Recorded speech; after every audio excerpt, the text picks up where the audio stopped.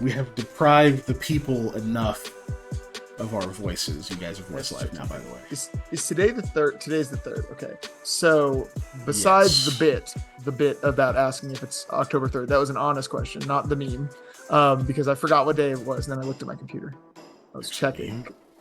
Oh yeah, the October 3rd. I'll send it in the chat. Not that it matters, but it's from the October 3rd meme. I'm missing memes now. It's a Mean Girls meme.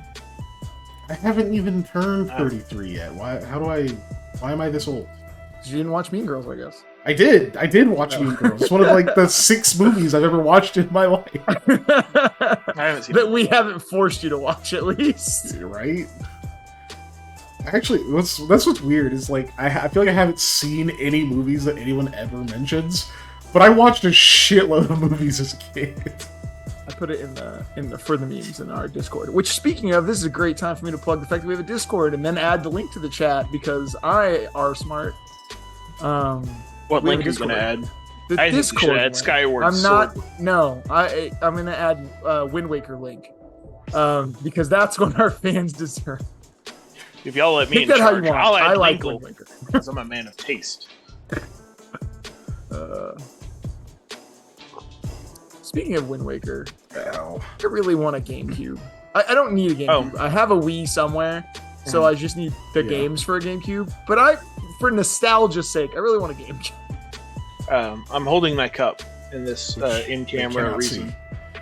Oh, because we're not on voice live. Well, we are voice live, but voices are audible, not visual. Well, I will show y'all. Y'all recognize this and what is pictured on it. I sat down and the pandas. His mug is of an impossibility, of a thing that does not happen in real life. Yes, but I sat down with my nephews Saturday because the oldest one came over to visit, and the youngest one had stayed the night. So I sat down and coffee, and the oldest one looked at my coffee mug.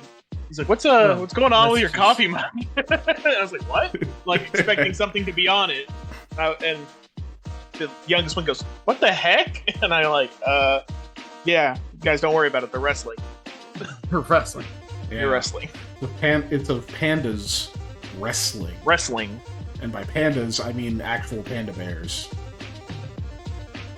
Not just the thing they don't Photoshop pictures of panda wrestling himself. Wrestling with myself. It's also not a picture of panda bears with panda's face superimposed over them.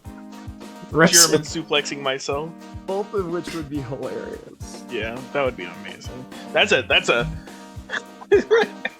we become crazy famous.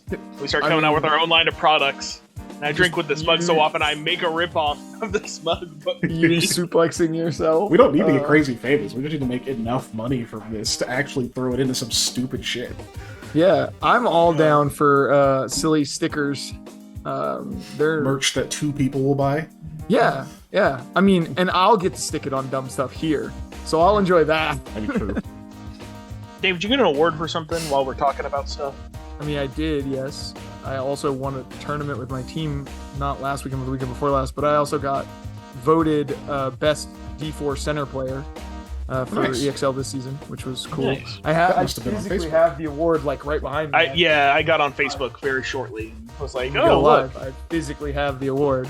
And the gold medal I won. And we won the tournament series as well, the EXL series. So we got our World Cup entry paid for D4 X-Ball. So, I mean, we're already going to go to Cup to play 10-man, but now we're going to actually compete instead of playing 10-man, which is essentially just me taking care of 9 other drunk adults and trying to make sure they get on the field at the same time, while at least one of them is saying, we're on the field, and me going, no, we're not. Don't walk out there. Because I'm sitting there with the phone in my schedule, stone sober, babysitting. For those of you who don't know what he's talking about, this X-Ball thing, it's a multi-man jousting tournament. It's not too far off. I think it used to be to the death, but a couple of years ago they finally changed it. That's also not that far off.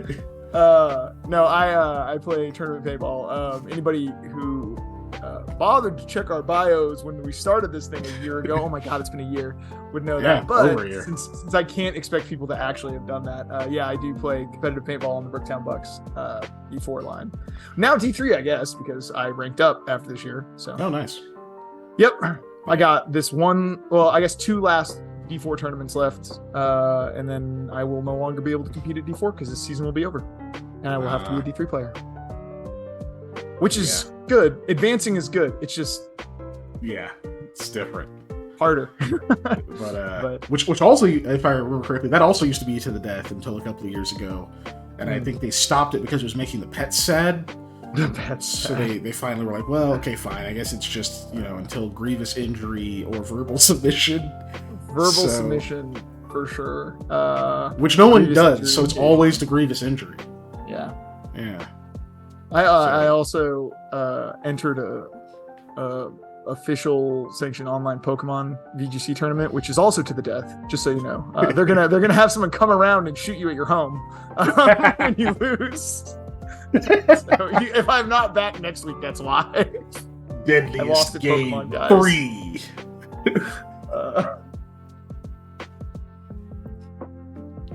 God damn it. I'm imagining just a progressive line of schlocky sequels to Most Dangerous Game. Like, it goes from like a classic short story all the way up to modern day where it's like Nuzlocke. I imagine a Pokey Commissar for this as well, by the way, is the person enforcing it. It's like a Commissar, but instead of a Red Star, it's a Pikachu. So it's just a political Commissar. The Pokasar.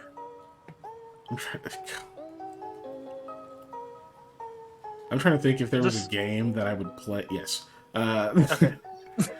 I'm trying to think there's a game that I would actually play if there was like a really good reward, but if you lose, someone comes and shoots you. I don't think I'm good enough at literally any game at all. I am not feel like I should do that in my skill. At anything to bet. Even if the reward was like $100 million, but I'm not gonna get it. Sorry, Pandy, go ahead. Russian roulette, because like at that point, like it's just chance. It is a game of chance, technically. Like they'll come in and shoot you. Not if I shoot myself. Then you wouldn't need the person to come and shoot you if you lose. Dave, you got a positivity relief. Okay. Words. Is it a mass thing or is it? No, it's a regular. Saying nice things about me. Redeemed. The word I was looking for was you got a positivity redeemed on you. I said relieved, and I was like, that's not good phrasing. So gotcha. I'll say nice things about me. I are good at things. No. I want to say that like when it comes to things like paintball, like whatever, I'm really good at being the person who needs to step up and do things, even though that's not my preferred way of being. I like to just kind of coast along with everything and go with the flow as much as possible. But when it comes to like team organization or honestly doing stuff here or whenever, is when there's a thing that needs to be done, I'm going to step up and do it because I want it to get done. And then I'm going to do it to my standard of good, not good enough. Like my standard of good often exceeds good enough because I have incredibly high standards for my own work, to my own detriment occasionally, but sometimes very much to my positive because I want to do well and I want the things I do to be recognized as done well. So I endeavor to do well. So I don't let myself cut corners on those kind of things, which unfortunately sometimes does lead to burnout and is really tough. But then you bounce back from that burnout and just go right back at it, which is another positive thing that I can do that. Because I hit that burnout stage, but I don't let it discourage me. I jump back in. Slide, by the way. Okay. Because a lot of people do. There it is. Just drop out. Oh, I was going to do. There we go. Here's my face. This is my award. I got an award. That's also positive about me. I got an award. People voted on this too. It's not like they just handed it to me because they thought I was really good. They had people vote on it, and I won by a lot. Which means other people think I'm good at paintball. What? People don't get a validation these days. Fuck. Me and this other guy who plays on another team voted for each other on the awards. So I thought that was pretty funny because I was like, I'm going to vote for Thacker. I don't care what anybody says. And Thacker voted for me too. And so we were just laughing about it.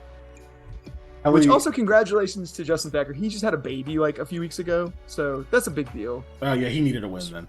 Yeah, just want to say thank you, or thank you for voting for me, but also Thank you for having a baby. Yes, thank you for perpetuating the species. We need that. Not really. I mean, unfortunately, we got a lot of them. Yeah, but no, it does have to keep happening for whatever reason because it's a big deal. What is okay? Ellie said anxiety ball in response to the thing about a game that you'd play, and I feel like that's just dodgeball. Sorry, yeah. Anxiety ball sounds like the type of Pokeball you use on a Psyduck. I was about to say that, or it's like a really weird specific Pokeball. I'd be worried about if those. I'd be worried about those.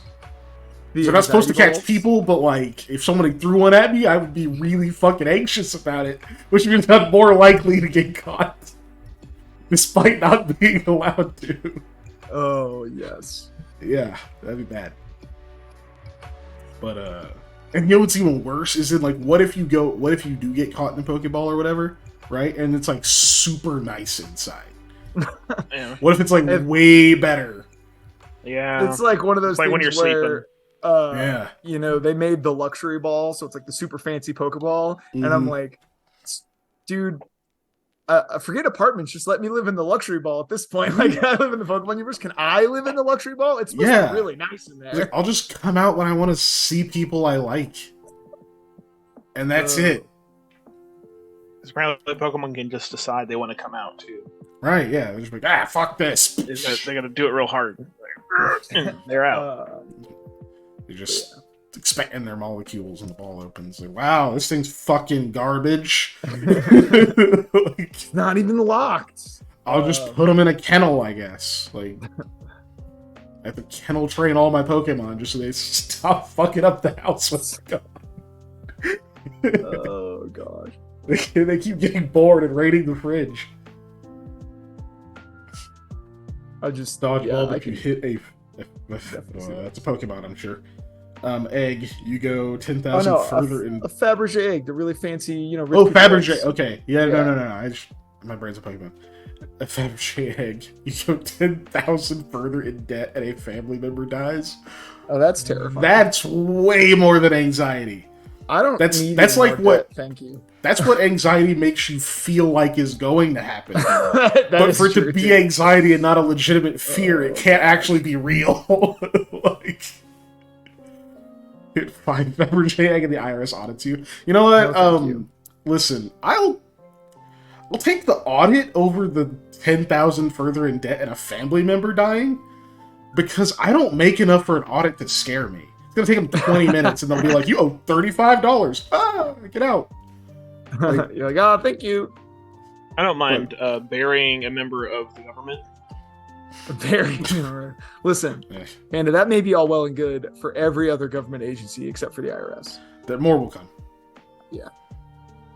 They won't come for your land. They'll come for your bank account. Yeah, they'll just take it. Dude, it's empty. It can always get emptier. But it can't. The worst part is, like, in this day and age, they don't have to show up at your house. Yeah. Just garnish your checks. Yeah, it's easy. Speaking of this day and age and differences, I've been obviously reading. I was talking to Patrick about this, but I've been reading a book about the father of the author Alexander Dumas. Remotely. And they have an interesting thing in there where at one point he just goes by different names randomly, and like also his dad, Alexander Dumas' grandfather, had come back from the colonies at one point, and to prove he was himself, he just presented his baptismal certificate and then told some people some stuff only he would know about his life. And that's all they had to go on, that he was in fact himself. And man, it was so much easier to just like pretend to be another person in the 1700s, like 1780s. Cakewalk. Just like, I'm whoever. I stole this piece of paper from this guy, and he told me a story about his childhood. Bada bing, bada boom on him. Look at it. I wrote a name and a signature on this unstained napkin. Yeah. Don't unfold it. It's unstained. Just like, give your name, whatever. He enlisted in the military under not his name, and everybody was like, yeah, that's fine. Yeah, people used to do that a lot. This is wild. I can't imagine wanting to be in the military enough to like put that kind of effort in. Well, part of that is because we're thinking about it in a 21st century capacity, not in an 18th century capacity where I the military can only was think of it in a 21st century, right? Like that's what I mean. I the can't imagine military it. was, besides being like a highly coveted honor to be well up in the military because it brought prestige to your family and name. It was also the best way to not starve to death. That's true. You didn't have to you didn't have the perspective of being like, that guy draws comic books and has generational wealth. Why don't I do that instead? Like, it's like, well, all the rich people who had started that generational wealth were also military members for the most part, because all of the old nobility were descendants of knights and were all high up in the military, commissioned officers. So that was the path to wealth, especially if you were not already a person of means. And for someone like Alex Dumas, who was whose the father was white nobility and whose mother was a black slave, the only way to go was the military, because you weren't going to make it in a lot of other societal circles based on prejudice at the time. Panda's talking about hauling dirt away from the IRS building in a wheelbarrow to take their land, and I'm sitting here thinking, just because it's an office, right? Yeah. If you've ever worked in an office building, I'm just trying to imagine like how long a person could be doing that, especially if they weren't just wearing rags before anyone even thought to be like, should we tell someone this is happening? Yeah. As long as you wear like a high vis or something that makes it look like you're supposed hard hat to and a be high there. vis. Yeah. Yeah. Nobody's gonna ask you a question for a like long unless time. security, like actual security, sees you, know they're just like, that's weird. What's he doing?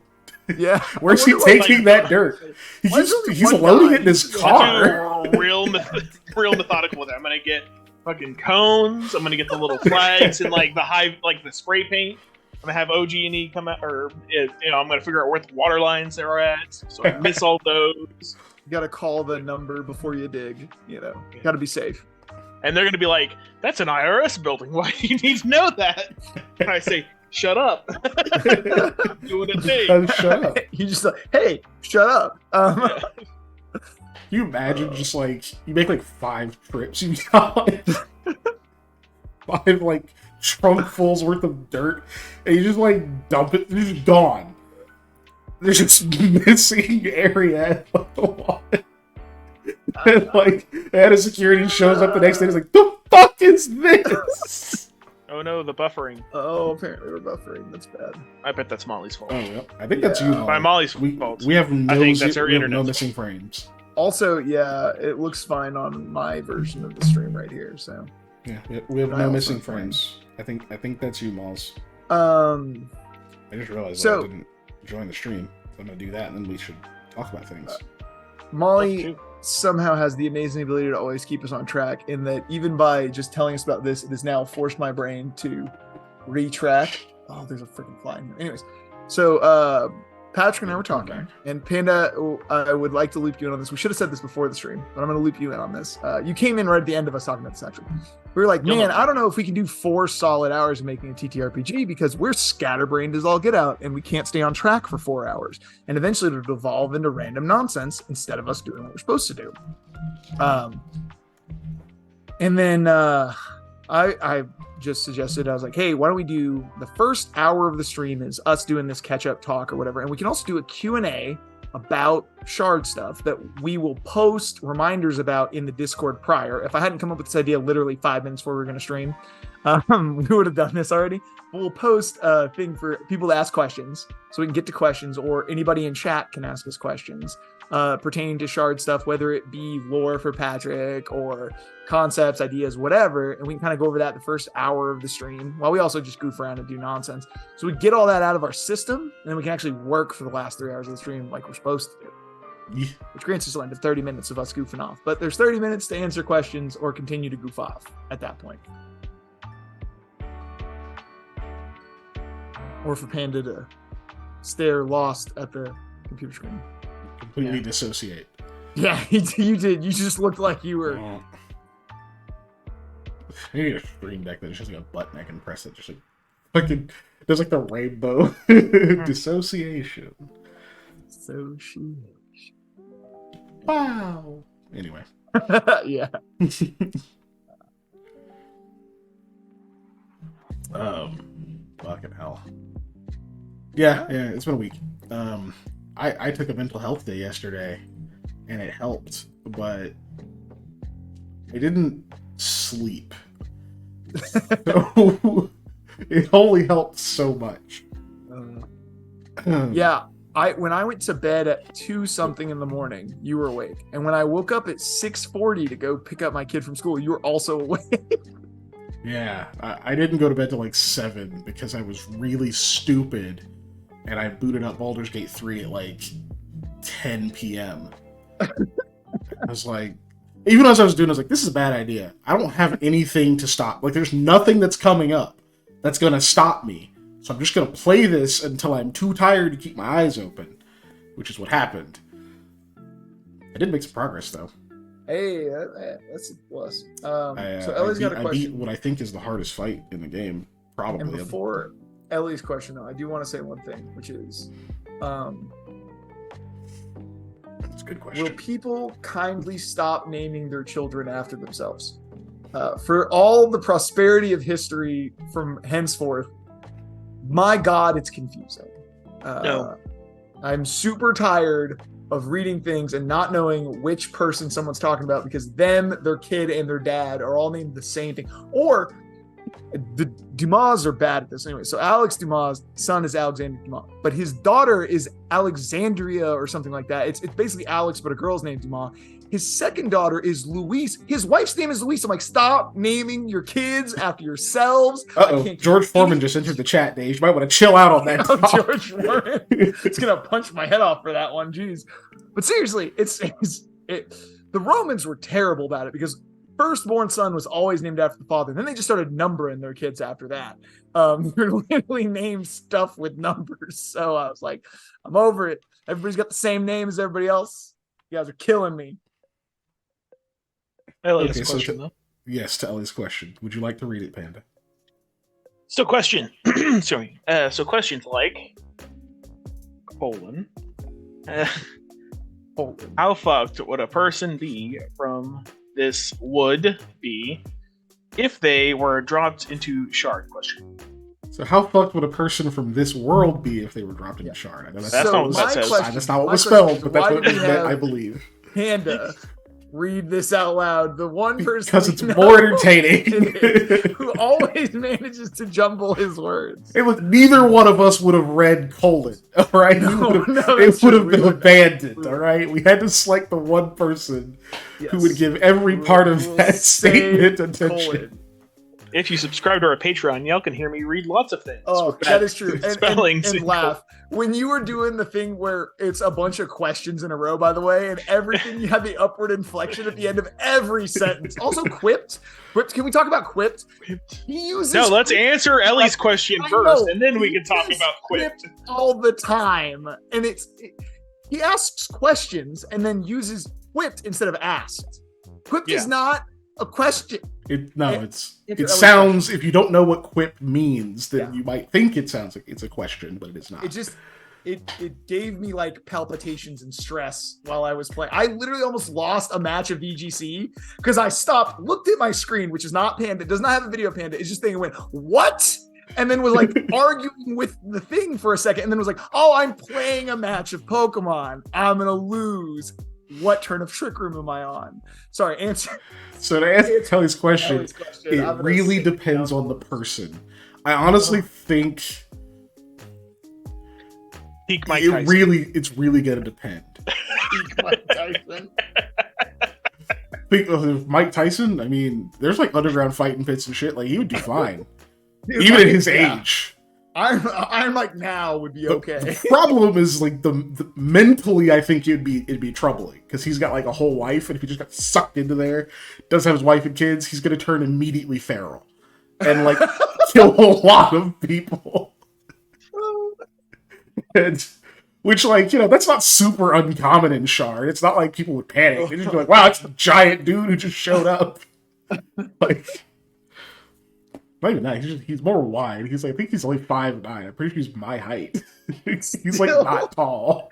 Concept of a feral Mike Tyson. Just punching holes into like fucking colonial era peasants.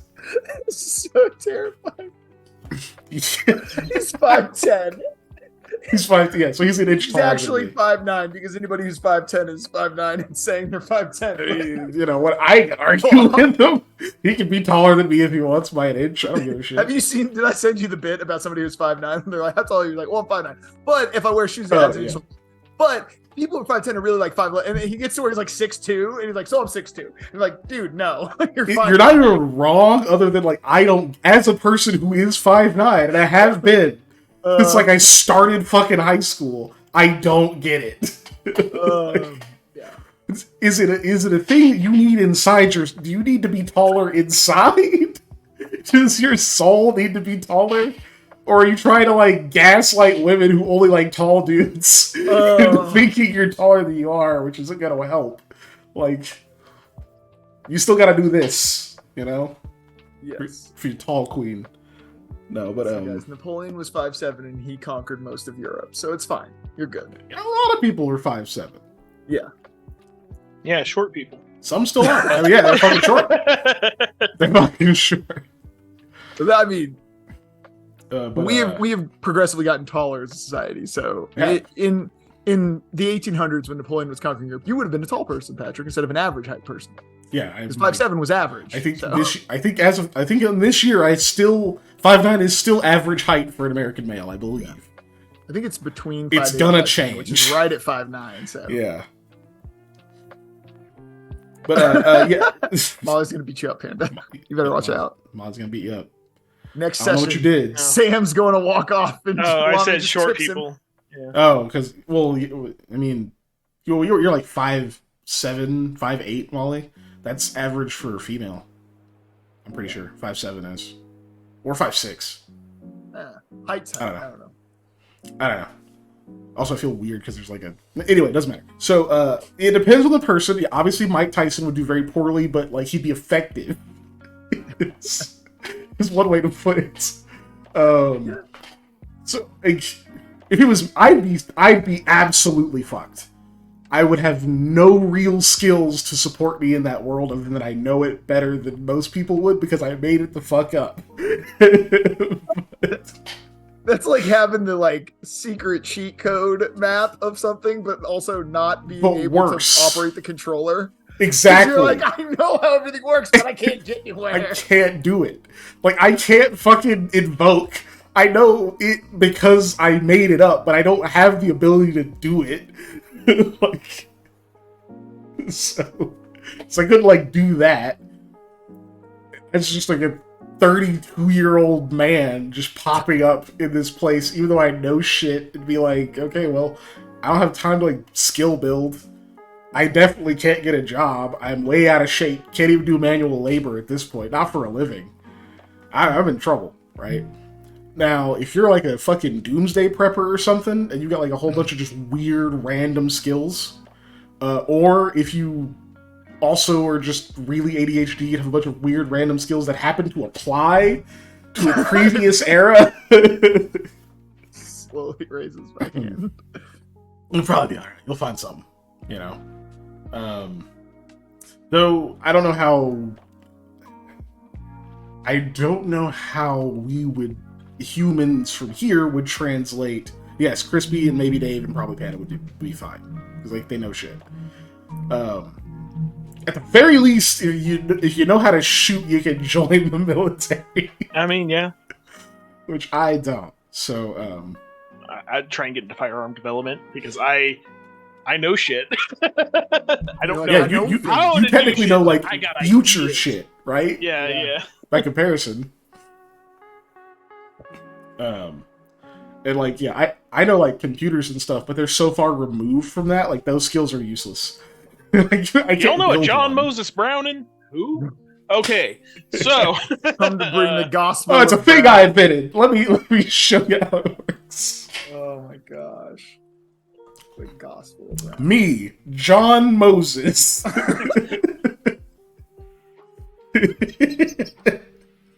Is there a Winchester X6? Oh yeah, he's X. Fuck that guy. First off, gun memes for you here. For all my me in the chat. For all my me. Yeah. Because nobody else is gonna get that really. But I don't know how fucked over. humans from here would translate, because they're not. There's no heritage. They don't have humor, us, right? Yeah, the closest would be the Emira, I guess, basically. But Oh, bye, Molly. Bye, Molly. We knew you didn't like us. But yeah, there's no just like straight up human. We'd be like a weird balanced, like all of our humors in balance kind of things. We wouldn't have the Emira, Right. which I don't know how that would work there. What that would do, probably nothing good. Honestly, unless we appeared as like a tribe of, like, you just appeared as one person in Riftreach, and like people just saw that happen, you're probably just gonna end up on like a fucking lab table or something. I'm like, what the fuck is that? See how this guy works. This came out of the rift. Either we kill it or we study it. So now, if you like appear like in a random place and no one like sees it happen, you can just be like, "Ah, yes. Sorry, I'm a foreigner, so I don't speak your language. Bathroom." That's the thing I learn in every language. Where is the squatting pooping?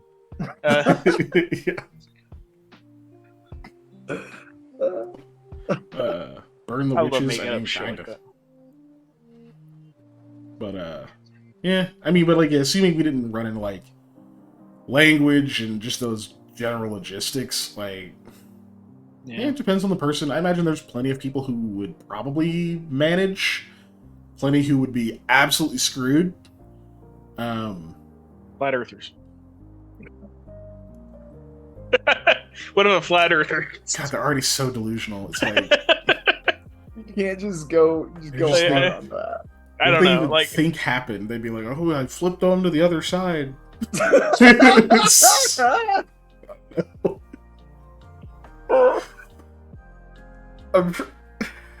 Are we the head side or the tail side? That's what I want to know. The thing is, fucking rifters don't think the Earth's flat. It's not a thing. yeah. So they'd probably still be a pariah. They'd be like, "You're fucking dumb, bro." You see the horizon? You see how you can't just keep seeing? Well, no, shut up. You didn't go to school. You see how you can't keep seeing. Like, shut up, idiot. You didn't go to school. You're dumb. Like, you just said you can't keep seeing. Oh. I don't know. Just for my own satisfaction, I think they just get murdered. I think if you're a flat earther and you go to Rift Reach, they're just like, nah, and they just stab you and kill you. They don't want it. They don't want it there. They don't want it there. They don't want it there. They're bad people, but they're not that stupid. I mean, come on. Oh man. If I wake up in like the alternate universe where the flat earthers are the majority, I'm instantly getting executed. Because I won't be able to hold it in. I'll just keep throwing shade until they fucking kill me by firing squad.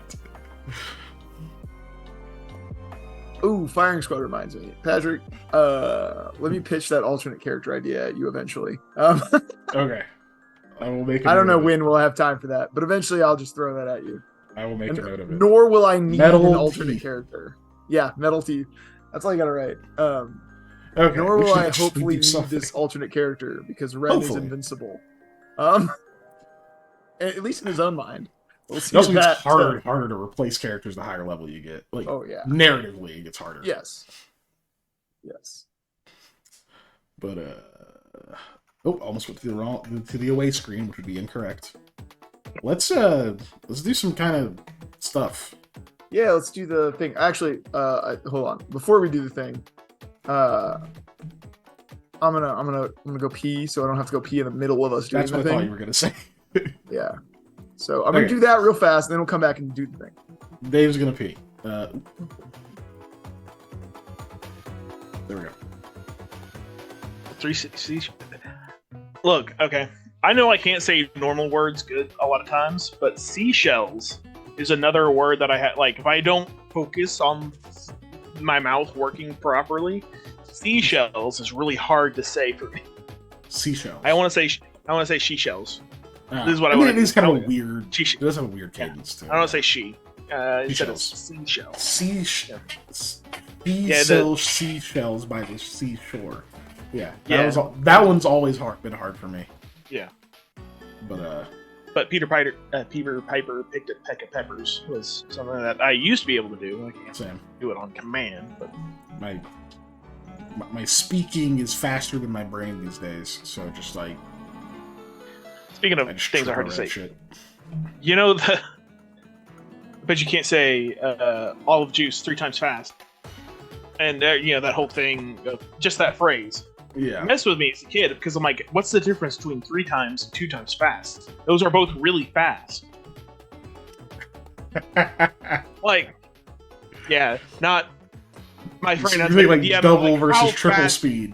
Yeah. Yes, exactly. Not saying it 3 times quickly, but saying it 3 times as fast. Yeah. Yeah, is how my brain always heard that. And it was an astonishingly long time until I realized, oh, they're wanting me to say it fast 3 times. Yeah, it's just phrased very poorly. Yeah, and it messed with me really hard. I was like, oh my god, I'm an idiot. Because I never thought of it like that. I know the first time people were trying to tell me that, it took me a minute to comprehend what they were fucking saying, because that phrasing really is not correct. 3 times fast. Because people always say it like that too. 3 times fast, not like 3 times fast. There's no pause. 3 times fast. Yeah. That fucking comma is important. Let's eat, Grandma. Anyway. Let's eat, Grandma. Yeah. Yeah. Different sentences. Hey, Dave's back. And he's eating. What are you, Harley?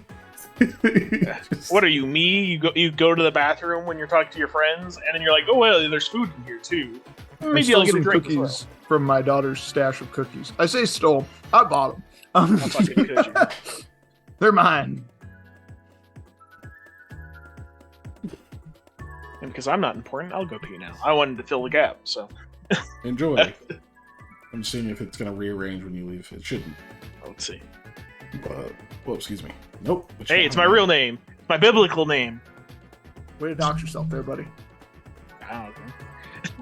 Real name. Look, it's not all of it. Real name. It's not like people I was going to say, it's not like people are going to pronounce it right anyways. Yeah. You're fine. It wasn't even all on screen at all. Did you go to Nom or the real Nom? I'm going to go real Nom. This is not a mouse. I went and reached for my mouse and grabbed this cap of this Diet Coke instead, but moved it as if it was my mouse. Well done. Yeah, man, I'm just winning today. So we left off on phlegmatic humor, which is water. Yes. Water. Yes. Water. That's some people call it.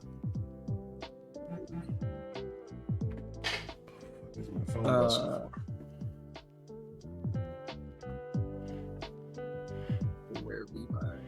Put this on Do Not Disturb.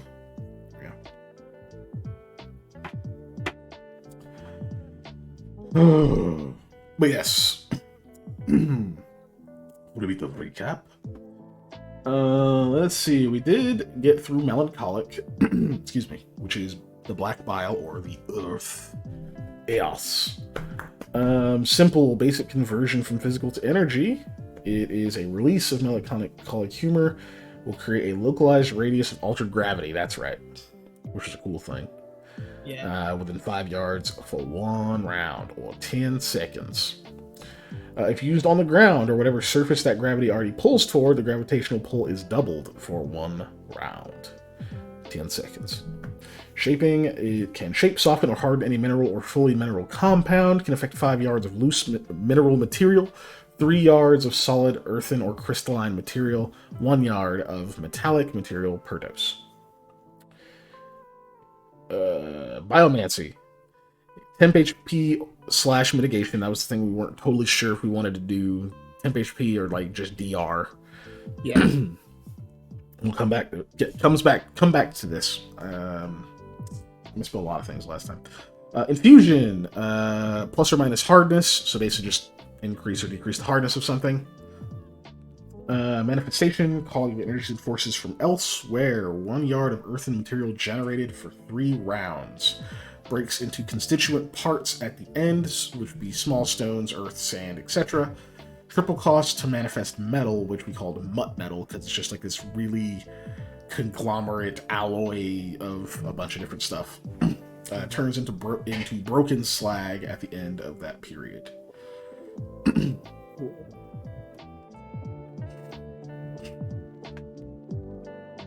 Which eventually, I guess, we'll come with. We'll have to do the like a page on materials and that kind of stuff, and figure out how shitty or not shitty mutt metal is. Right. Yeah, dude, that stuff's always fun to me, at least. Like making up little minutia and other stuff that kind of just fits into places in the world. That part's fun. Yeah, I like that too. I like the little knobs and stuff you can kind of tweak to like change experience, and they're very small things a lot of times, but they make it feel real. Mm-hmm. Let's see, psychomancy, manipulation of mental energy. This creates a sense of ennui, sadness, or depression / stoicism, steadfastness, and resolution. More dice increases duration, base up to 3 minutes, and difficulty of resistance. So difficulty to resist makes more sense grammatically. Casting, direction of earth or mineral materials. You can increase the area of effect, or target distance, doubles per dose. Alter line of effect, burst line or cone, which does not require an extra dose, just the roll. Because remember, each of these skills, shaping, biomancy, infusion, manifestation, psychomancy, and casting, are all skills. They're all magical skills you can get good at. So when we say, I'm adding some reminders in here just because it's been 11 of these and they're only once a month. So when we say, like, it doesn't require an extra dose, you don't have to use more humors, you just have to make the casting roll to, like, alter the line of effect to turn it into a burst or a cone or whatever. Fail the roll, you don't get to do the alteration. Fail it really bad, and I guess probably something bad happens. There you go, 1 yard per base. 1 yard's base burst radius, 10 yards base line, 5 yards base cone. Hurling solid earthen material, you get 40 yards as a base. Damage is 1d6 as a base. Counts as bludgeoning, piercing, and slashing. No Aegis protection. Basically, the little shield things that we came up with to help you just not die when you're shot won't really protect you against it. It's too wide of an area. Cool. We got through all of that last time. We got to phlegmatic.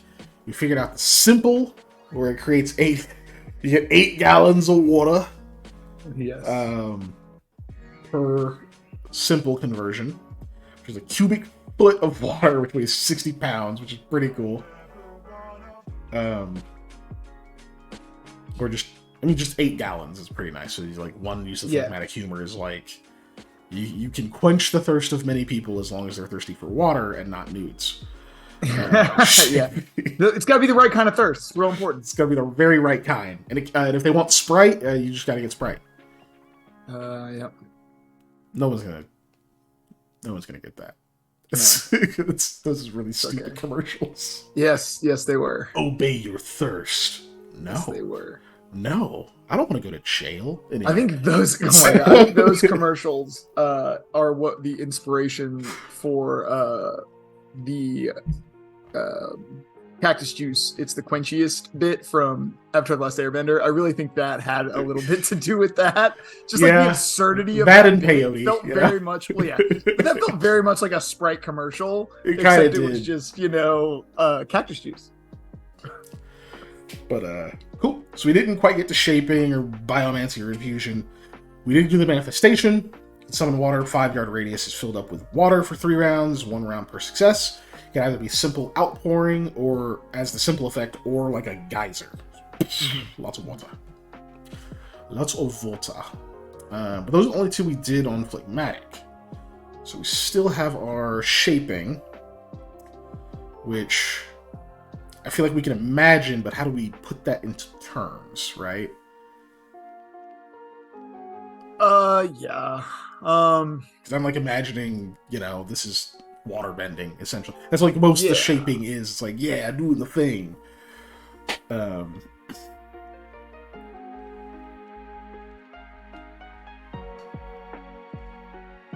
Because one of the tough things too is that water's main property is that it fits to fill any container it is placed within.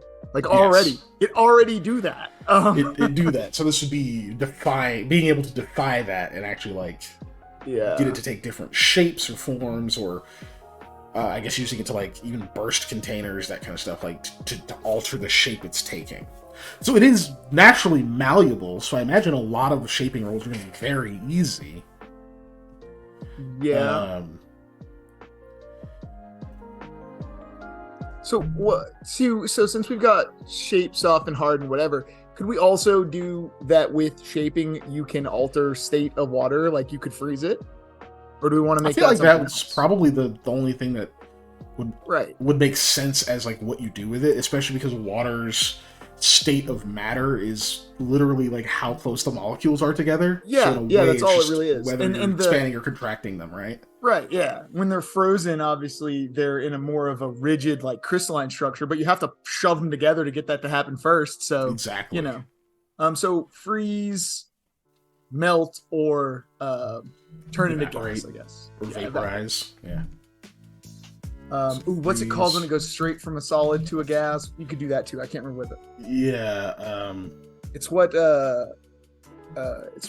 dry ice does. Sublimation. You could sublimate it as well. Freeze, Thank you, melt, sublimate, freeze, evaporate. I spelled sublimate wrong. No, I spelled sublimate. Subliminal mates. Wait, no, that's a different thing. Yeah, it's definitely different. Freeze, melt, sublimate, and evaporate. Deposition is the reverse of sublimation. Oh. Apparently, it's when gas goes to solid. Etc. So I learned. Yeah, that's the etc. I just didn't know state of that matter. One. Interesting. Which I guess I'll put it because there's a certain kind of order they go in a way. Some of them are next to each other, right? In I would say difficulty, because sublimation is not a thing that happens as often with water, as well as deposition, versus melting, freezing, and evaporating are things that are common. Yeah. So apparently, which also realistically, if you're doing this in a magical sense, you're just going through that stage super quick. Yeah. Apparently, the best example of deposition is when a gaseous substance is deposited as crystals, which is usually how water vapor changes to frost on stuff.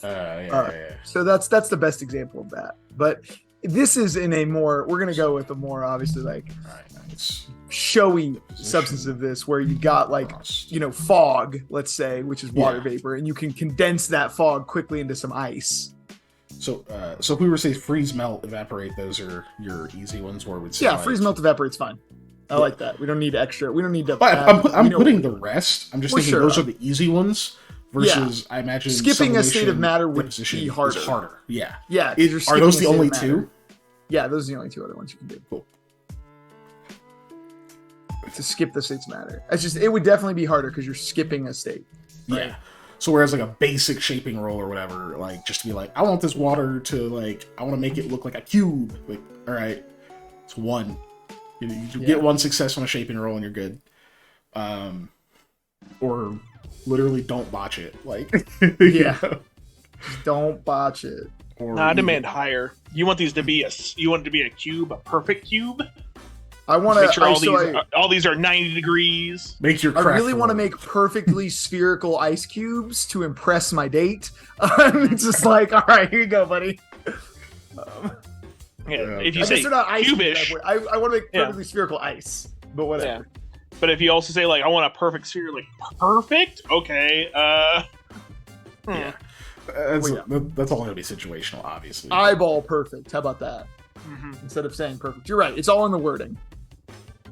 But Because eyeball perfect is very different from actual perfect. Yeah. Being able to make something that's perfectly round or whatever would be super useful just to use as a guide for other shit. Yeah. I mean, to like if someone was to ask me machining. that, and they go, okay, I want this water to be in like a ball shape, like, cool. Yeah, you can do that. Easy. No big deal. You're an invoker. But if they're like, I want this to be perfectly spherical, yeah, there'll be other roles involved. Because I'm like, okay, well, that's actually tough. Right. Like, even being able to tell if you're even right. Like, that's a lot. So. Yes. But yeah. It opens some stuff up there. But then, yeah, if it's like, let's say if it's a combat scenario where, like, and you're like, okay, I want to turn this, like, want to lift this water up out of this barrel, turn it into a ball, and then freeze it. Like, okay, you're gonna have to make some rolls there. It's all shaping, but you gotta make some rolls. Right. And then next turn, I guess you're gonna fucking try to launch that with a casting roll and hit somebody. Neat. That'll be fun. Why didn't you just do the casting roll and just launch the fucking water barrel, though? Nah, this is cooler. All right, fair enough. Yep. I want to Indiana Jones this shit. I want to make a giant ice ball and have it fall, like roll after them. Yep. There's a giant ball in Baldur's Gate. I don't know if you Baldur's Gate. Should shaping take humors for water?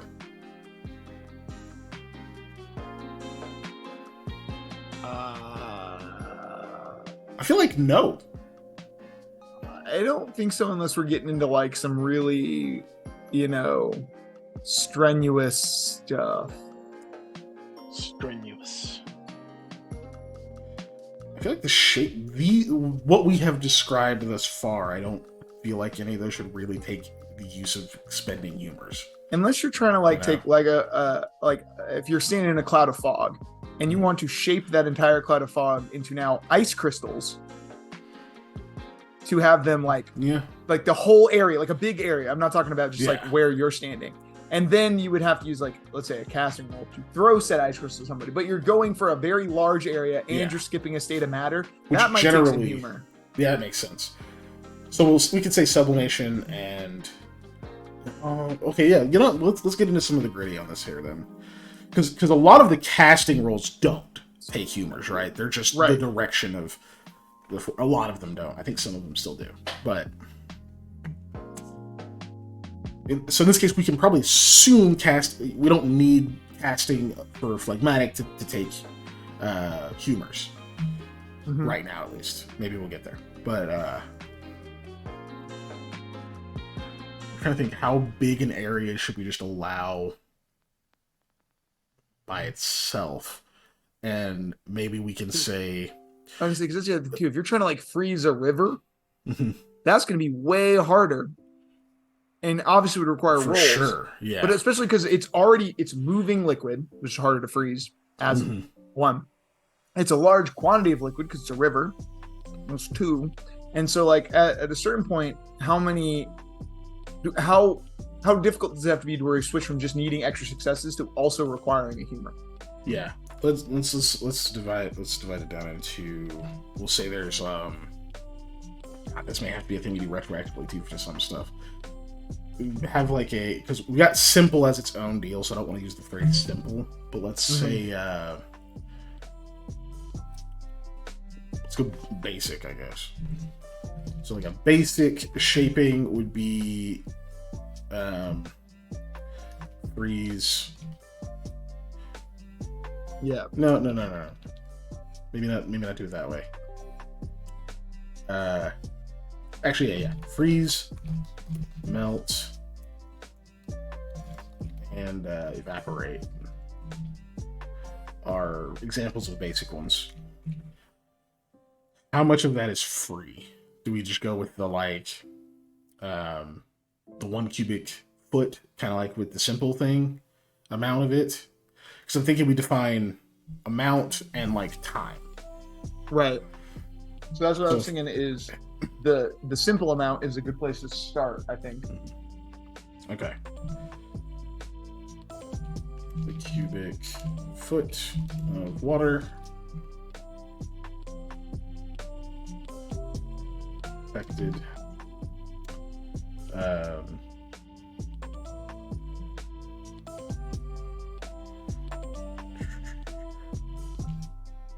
Without humor use or humor cost.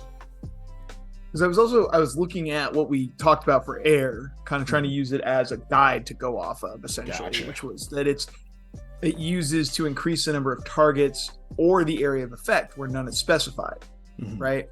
And you could also use a dose of humor to enhance the simple effect. So if we also put it kind of like that, where we can use it to enhance our simple effect, where we're creating more water, or we're affecting a larger amount of water, and not necessarily creating, but we're affecting a larger amount of water with the shaping, right? We could say, or in fact, we are creating, if we put it that we're condensing water molecules in the air to make this water, instead of actually creating it, we're shaping a huger amount into what we need it to be, right? Yeah, it's already there, so you don't have to generate it. See, so yeah, 1 cubic foot affected without humor cost. Everything after that is going to cost. We'll say maybe it.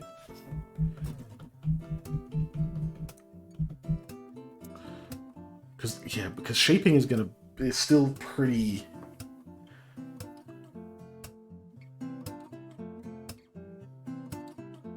I mean, yeah, there's some good ways to use it, honestly.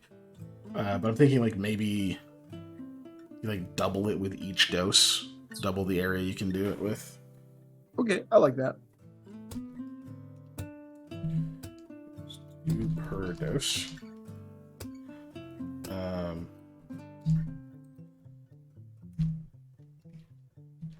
That means it's going to be like, I don't know. It's still going to be effective and useful, but not on such a scale, unless you're using a lot of humor or you're really good, to be able to freeze, like a large river, okay, like what we're dealing with in our normal campaign or into the storm campaign. If we're trying to freeze the river to create a crossing, that's a huge river and it's a lot of water.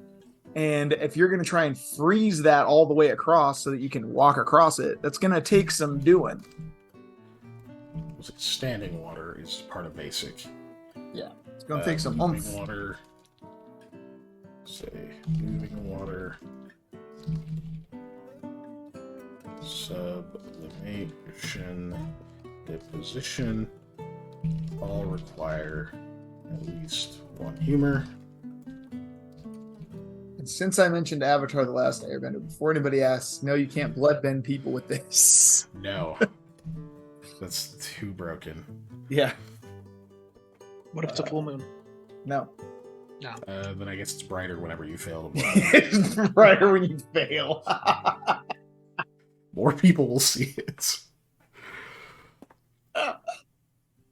That's true. It is true. Like, look, if there's just blood on the ground, yeah, you can fucking do stuff with it, but like not out of just in like someone's body or control them. Nah. And if there's blood on the ground, scoop that up. That's a humor. You can use that. Do you have to be able to see the thing you're trying to control? Generally speaking, I'm going to say generally yes, because how else?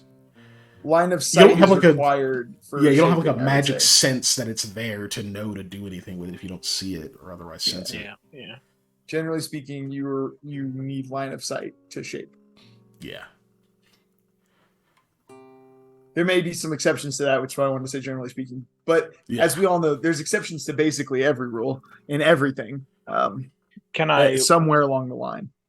Can I shape the tears in my eyes that I am crying after the big bad says really mean things to me and shoot them at him?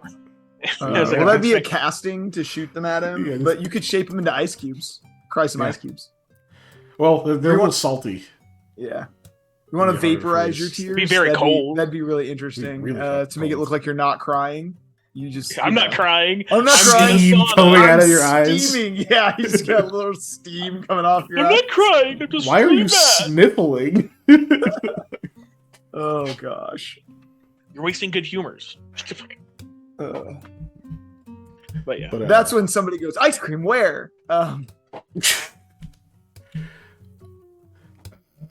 Okay, so even if stuff's the same At me limitation. like that's my job to make those jokes. If state of matter requires roll. Yeah, I figure the other stuff is the same limitations. Like obviously, yeah, moving water is gonna be a lot harder. I think we can leave it there. I agree. Blam, blam, blam, blam. Sorry. Okay, that was The It's like, shopping. what was that about? Biomancy. I've been comfortable too long, plucking and strumming. Blam, blam, blam, blam. You got an attitude, man. I'm gonna hear it now. Yeah. Me too. This guitarist got a fucking attitude, bro.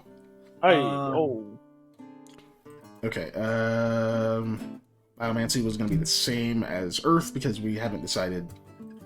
Yeah, because that's what we were which talking thing it about was. was doing the reverse of whatever Earth does, right? Because if Earth does temp HP, then this is DR. If Earth does DR, then this is temp HP, right? That's kind of what we said. Okay. It's going to be, between the two. Yeah, so that's an easy one because we're gonna come back around to this one, so that's easy to accomplish today at least. Yeah, we kind of gotta come back to that later. Infusion. I forgot some of these. So infusion, Earth is the hardness thing. Mm-hmm. Air is electricity. Yeah. That's all we've done. So I thought. Bro, I legit thought we had done way more than that. Yeah. Okay, cool. So infusion, we're plus or minusing the hardness. For Earth, yeah. Right. And then for air, we were doing where we're charging or discharging. So what, besides hydrating or dehydrating? I think that's what it do. Okay, all right, there we go. I was like, I can't really think of anything else that's kind of like that. So yeah, we can hydrate or dehydrate. Because we could be like, oh, it'll make stuff cold, but I don't know we why. can also do that with fire in a minute. Yeah. I don't know why I'm just imagining, because yeah, that's adding and subtracting heat from a system, I guess.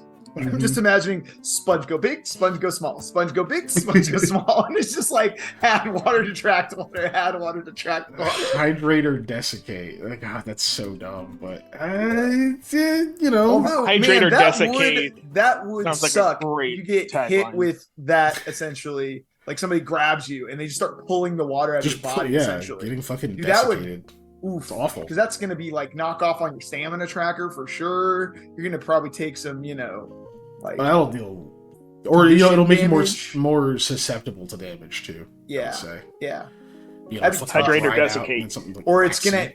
gonna make it where you're really hydrated. It's gonna make it to where you're gonna have to roll to like successfully do certain things. It's all salt water. No, I'm bloated. That would also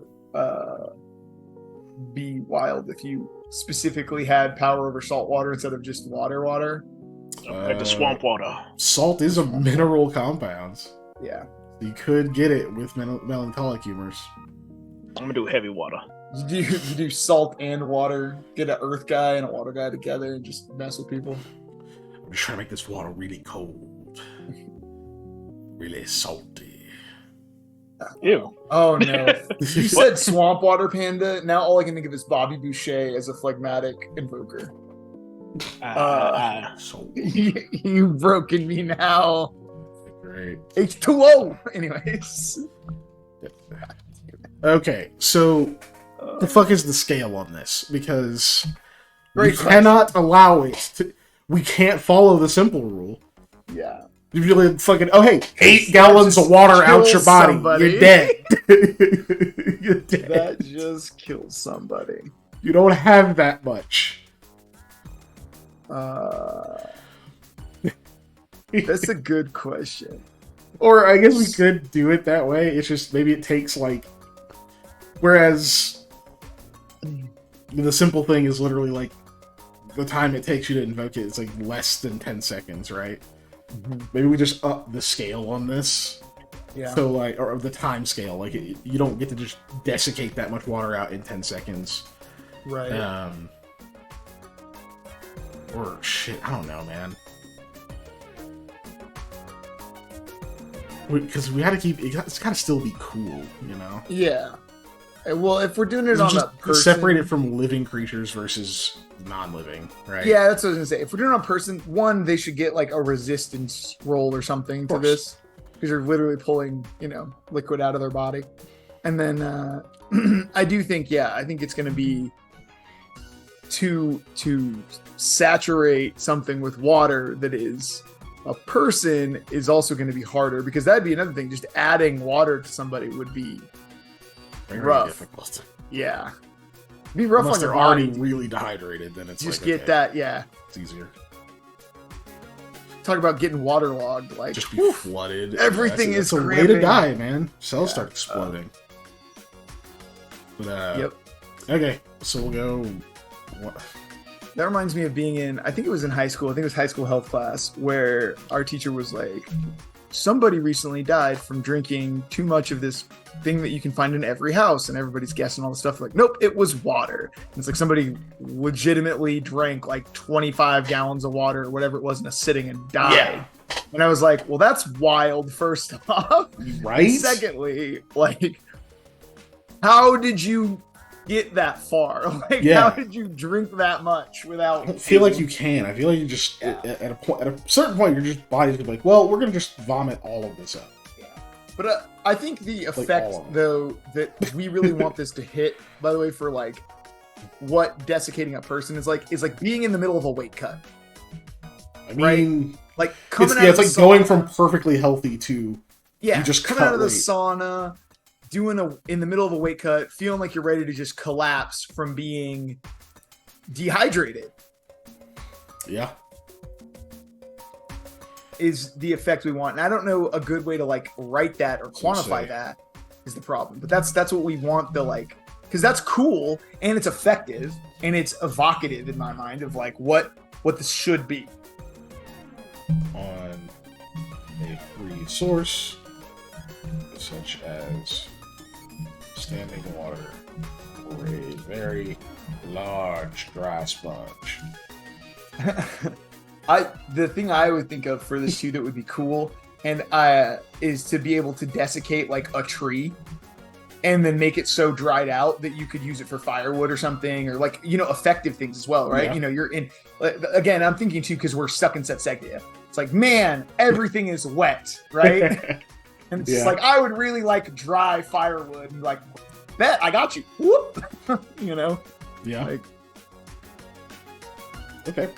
So for organic, here's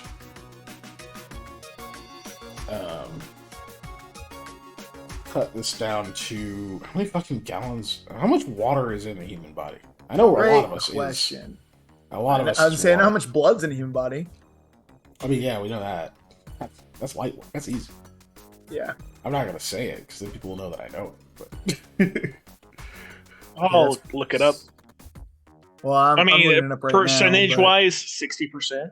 Yeah. Well, yes, but I want a good. I guess at that point, you just like if you liquefy a body, how much of that is here? Water? It is. We have the Watson formula, apparently, which is the scientific method to calculate body composition, including the percentage of water. Not this much. So it's total body weight in liters is what you're getting out of the end of this. So we've got it's weird. A crazy set of decimal numbers with stuff in centimeters and kilograms. So I'm going to do mine really quick, and I'll let you know what my total body weight in liters would be, and then I'll convert liters to gallons since we're American. If you use babies, you get more water. We'll have to decrease. We'll have to decrease it because we need to find the average, and you're a larger than average human. That is true. I will go with a 5'10", 180 pound person. How about that? I'll do that. That works. Human babies are about 78% water, whereas adults are 65 or something. 65 to 70. Wow. Okay. So babies are just mostly liquid. Mostly liquid. It's 5'10" is 70 inches, right? Yeah. So we're going for efficiency. I don't know why I imagined fucking the like Solid Snake screaming liquid when he's holding a baby. Liquid! Oh man. Yeah, it's just with a baby by the arms so yelling. Funny for some reason. Brother! Yeah. Fucking baby hanging by the arm. Just the face just transformed to fully grown liquid snake. You're pretty good. The fucking pointy eye baby. Fucking... You're pretty much water. We desperately need a remaster or remake of Age is in here. I'll do absolutely. I'll do 30 just because we're all close to 30, so I'll use that as the age. I like how you say that as if like we're under 30 and approaching kids. We are close to 30. We are between the ages of 30 and 35. We're between the ages of 25 and 35. We're between a lot of ages if you want to go that way. We're between the ages of 13 and 33.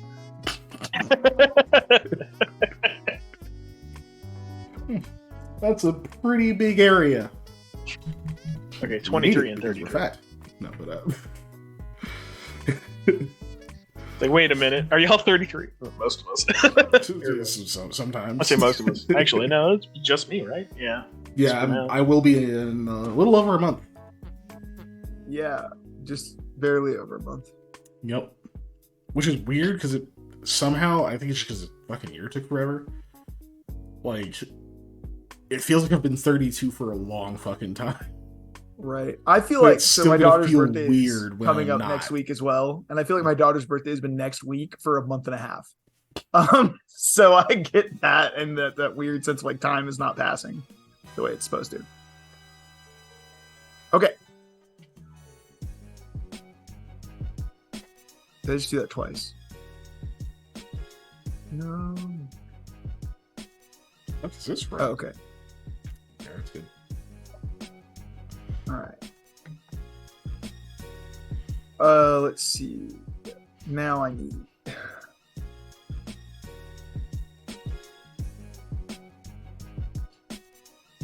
So, last week, or was the week before? Whatever week that was, I went to see the first I got the answer. animated Spider-Man movie with Miles Morales. I can't remember if that's Into or Across. Into the Spider-Verse. Into the Spider-Verse. The first one. Across the Spider-Verse, the second one. I'm pretty sure. Who knows? Yeah, I think you're right. But I'm pretty sure. But yeah, we went to this thing where like it's basically you get to watch the movie, but they do like an orchestral. Yeah, it's the first one. Version of all the music in it. It's Oh. fucking dope. There's like a live band. It's rad. It was in all the orchestra was all women. So yeah, that was I like women. That is, I mean, I do too. But it was cool. It was like, oh, neat. That is okay. cool. They're like they did like a specific thing to like be like, oh yeah, this is the all lady band. So a 30-year-old man And they were really good. who is 5'10" and weighs 180 pounds has approximately 12.2 gallons of water in their body. 12.2 gallons of water. So losing 8 of that would straight up kill him for sure. Yeah, that's 2/3. Lord. That is a lot though. So that means what, 90-ish? A little over 90 pounds is just water. Yeah. Like 90s, well, more than 96, but Yeah. let me clear this. More than 90, less than 100. I can't otherwise get that math down. 97.6. Well, I was going to do with the decimal. I knew it was 96 with the 12, but with the decimal, it's 97.6 pounds, which is, yeah, more than half of their total body weight, obviously. Okay. How much of that can you survive? We don't need to know that. We don't need. We really legitimately don't need to know that. No. It's good. But now we know this thing just because, yeah. Also, thank you to whoever Watson is for the Watson formula to calculate body water in liters. I wonder how fast ChatGPT would know that. I don't know, faster than I did it probably because I had I'm to do gonna the look. math by hand and I had to convert it all because we're American. Yep. It's got to load all my other shit. Yep. I have so many pages. I just ask random questions. Also, How the much Watson water formula is in the for average women is different. That's interesting. American male body.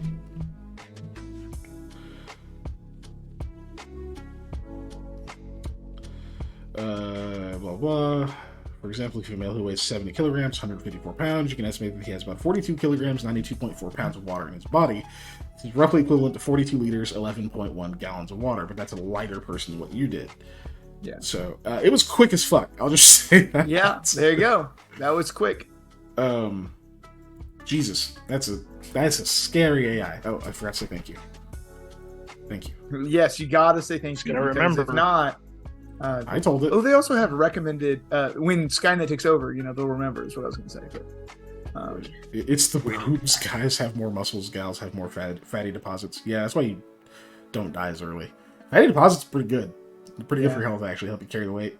Also, recommended fluid intake per day, according to this as well, is kind of weird. They give it in milliliters, which don't ask me why. They give it in milliliters. But the adult woman needs 1,000 less milliliters, which is a liter less of water per day, apparently, than a man does, which is a lot. That's like a big difference. It would be nice to be more efficient. Yeah. Like, we're just built weird, man. What the fuck?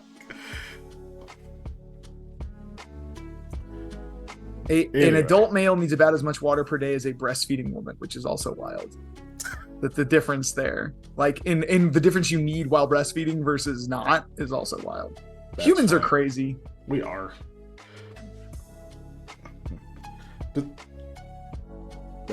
Nope. Let's be done with that because I have other thoughts. So, for organic creatures, this is roughly roughly equivalent to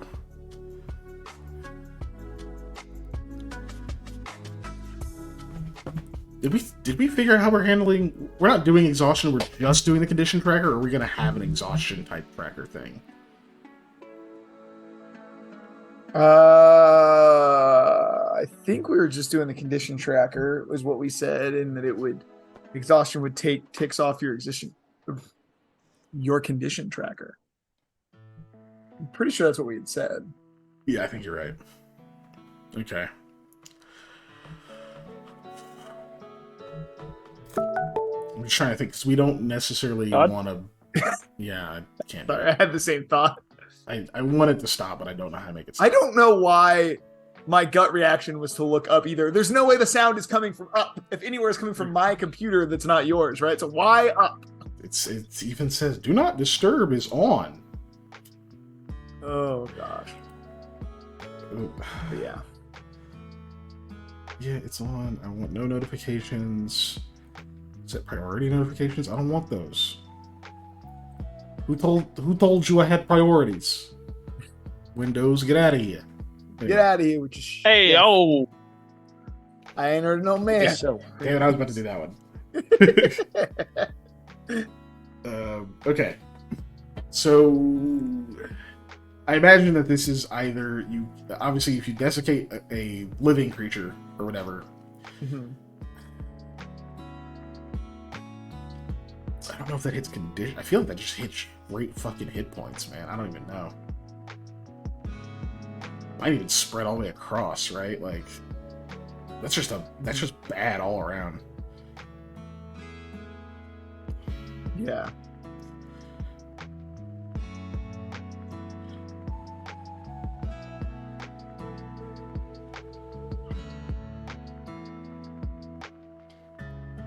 Or we could have it just do a fuck ton of stamina damage. Yeah. Like we could have it like super slap the shit out of your stamina. That because when you hit 0 stamina, that's when you get you have to make a choice every time you zero out, whether it hits your condition tracker or you lose HP.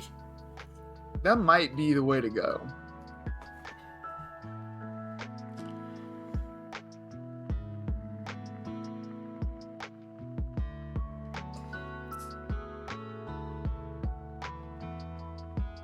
So we could, That I might would say, be, yeah, because we want it to hit because you get a lot more stamina than you get HP.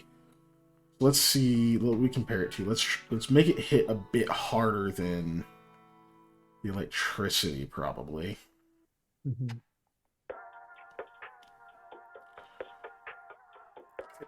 God, the fucking lightning strikes hit like a truck.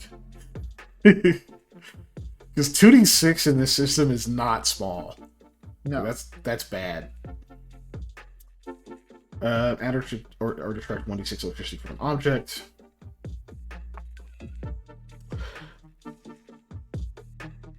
That's so the infusion, yeah, this was 1d6 versus the charging the air, lightning strikes things are 2d6 electricity. Mhm.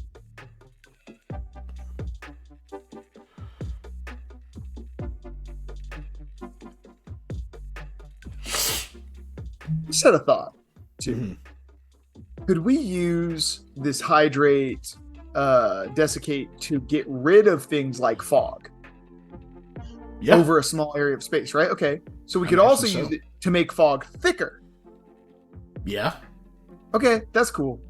That's just an interesting I'd say thought so. of usage that I just thought of because you just said like the charging the air, and it made me think of that. I would like to say probably getting rid of fog would be easier. Making fog thicker, it was a more delicate process because at what point do you just make it So it too starts thick? condensate. Yes. Yeah. It's Yeah, like, yeah.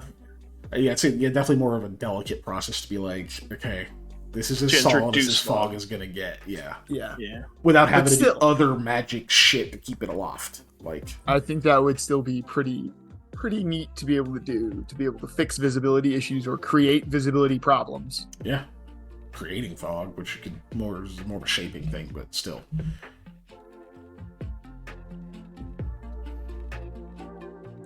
It's almost like the hydrate function is like a more delicate, more precise version of the just like manifestation, like big fucking geyser. Instead, it's like, okay, I'm just gonna infuse water into this, whatever it is. Yeah, because if you think about it, manifesting something, creating it essentially out of nowhere, but what you're condensing, it's just there in the air. But this is taking an object and putting water into said object, so that's different. Sure. Like, because you use it to hydrate a person too, right? If they're like Yeah. fucking dehydrated, like, and, like you can just infuse the water into them. Versus, like, probably a way better way to do that, or just creating the water in a jug for them to drink, than being But like, this would be like okay, I'm gonna manifest giving a them, like, geyser. Put your face right here and open your mouth. Right. This would be like giving them an IV more than it would be letting them be hydrated. So it'd have more immediate effect on their body than just them drinking the water. Exactly. Far less dangerous than blasting it into their face with a fire hose. I got this hydro pump. Open up. It's just like, I always think of as a bit is just like using magic or abilities or whatever, Pokemon, doesn't matter, whatever the thing is in real life situations, which is just always what I think of. It's just like, I'm thirsty. It's like, open up, water cannon to the face. Yeah, Guys, the water fountain's broken. It's okay. I got a Blastoise. Just put your tastes face like right turtle. here. Yeah. Could Or in someone this with case, it's like, hold on, melancholic I got stuff- this. I can water cannon. Can't you just create the water? Nah. Nah. So Ellie's asking, could somebody with melancholic stuff combine their stuff with, say, phlegmatic person's stuff to make a combo attack? Like, fire plus water is stream, earth plus water is plant life, except steam, not stream. What the fuck, Ellie? No, oh yeah, you could. You can even do that yourself. But anytime you're combining elements, it takes you have to use charges or doses of Imura. So they don't just like combine on their own. You have to use that as like a binder between the two. Yes. This is the song I think it is. It is. Yes. Also, yeah. I think. So far, every time you said that, yes, it has been. Is this? Yeah. Okay. Like, Yep. I think making an electric hydro pump would be badass. Is what I was gonna say. Yeah. Like an electrified burst of water at somebody. Can absolutely do that. Or That'd be fucking like a mudslide type of thingy, and not talking Yeah. about the drink, just like an actual one. Ooh, the drink. But they have access to items or rituals that would negate that requirement. I don't know about rituals, but I could imagine there being items that could substitute it at least for a time or under certain circumstances. I don't even know what rituals would be here. I mean, I can imagine divine magic maybe having a thing that allows you, like, for a certain time to ignore that. I was gonna say, I bet you there's a way to use divine magic to simulate, essentially, that you're essentially taking a spell slot from somebody else, not actually spell slot, but from somebody else who has divine magic to augment and combine your stuff instead of using the Humour up, but then you're taking their ability to do stuff, whatever, instead of using the Humour. But that's now instead of a 2-person combo, we got 3-person combo attack. Yeah. So it's using up more of your turn equity as well at that point, right? Yeah. The more I think about, like, the divine side of magic, the primal forces, or the supernal magic, the more I think that might benefit from actually writing spells, even thematically. Because, like, they can still invoke or whatever if they want to, if, like, you put points in it or whatever, and they'll still need the skills for certain things. But it might be worth writing spells, or at least, like, I don't know. We'll talk about it later once we get to that. Yeah. Just because we're talking about that magic being a bit bigger and emulating what the Anointed or whatever did, the Avier did, which I imagine is more like traditional, swords and sorcery type magic, right? Yeah.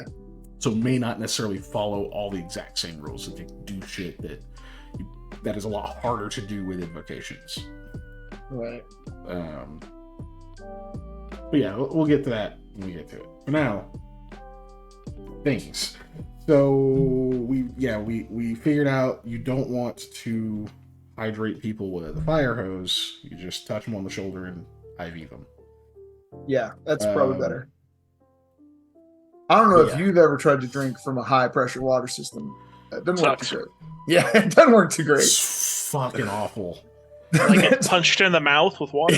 Yeah, do you want to get punched in the mouth with drink? Yeah. That also reminds me of a friend of mine put a thing that's like, they put the meme up about stop, drop, and roll. Like, when I was a kid, I thought this would be so important, but I've never used it. And I was like, you just in the long line of work, because I've used it several times and saved my butt. I don't know what you're talking about. I have definitely been on fire before. Also, Panda pro tip, if you have to drink from something that's high pressure, hit it with your hand and drink it coming off your arm. Yep. Yeah, that is a good tip. If you don't ever want to have to wonder if you just sheared your taste buds off, like, or if you potentially knocked a tooth out with water pressure. Like, did I just swallow a tooth of mine? Oh, it's one, man. If you ain't never been hit with high pressure water, you don't. Just hate this one trick.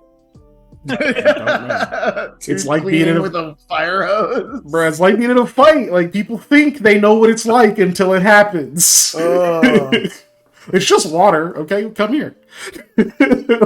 Yeah, that is true. People think they know what it's gonna hurt until somebody punches them in the mouth, and they're like, "Oh, it's not what I was expecting." I don't think any human ever has reacted well the first time they got hit in the face. Oh no! I mean, if they have, they're something not balanced in their noggin. The fuck just happened? Yeah. I never want Whoa, this to hold up. happen Wait a again. minute. Yeah, like, Yeah. whoop, whoop, whoop, pause. Like hold everything. Okay, so we put that down. And I lost my place. Okay. I forgot things, so I don't want that to be on screen. Hold on, go away. Pan and I just jamming to the Toxic Cave song. Yeah. Fucking Smooth McGroove over here. Yeah. Anyway. Oh no, this is the Plant Zone one. Okay. Yeah, this is the Smooth McGroove one. Yeah. The one without the like pretty horrible name. Yeah. This is the Chemical Plant Zone. It is dope fucking track. Yes, they are both bops. That's the thing. Where is the sink I am looking for? A condition Aegis stuff. Alright, what was the average hit points and shit for people? I think, was this made before I realized that average should be 3 and not 2? It was. Yeah, I said 2 body. Yeah. I put 2 body instead of 3, yeah. Yeah. Maybe. So they would have 6 HP, which means they would have 12. Sorry, I haven't said all of the things I'm talking about. An average person would have 3 body, which would mean that they would, at first level, have 6 hit points, which would mean that they would have 12 stamina, with no other, like, crazy talents or whatever the hell else, right?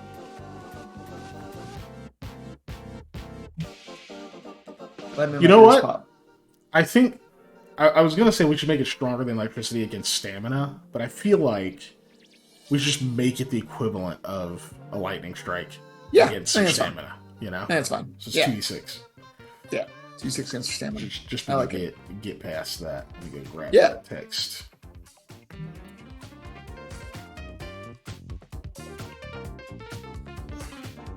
Yeah, whatever. I'll grab this. Scroll down. We go Hydrate.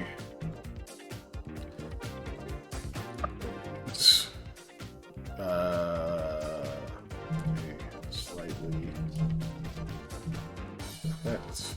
Burnout isn't a direct calculation. Pause. We go 5-yard radius or by touch, like within contact. I casting think, to expect to do further. Yeah, that's what I was gonna say. I think touch, and then we have to use other things. So yes. Touch. Let's see. Kate.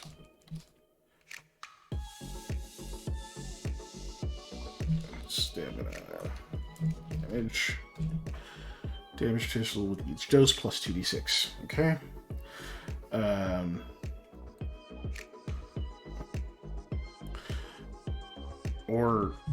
So I guess the inverse with that, but you could use it to restore stamina, which I think is fine. Yeah. I don't know why you'd ever need to restore like 4 or 5 d6 or 66 stamina, but you can. I mean, yeah.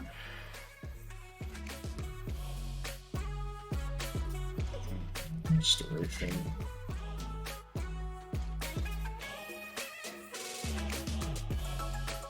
Damage. Healing. Cool. Infusion's done. Or, well, also, let me put a note can also increase ongoing, but increase the effect. Oh my gosh, increase/decrease the effect of ongoing water-based effects,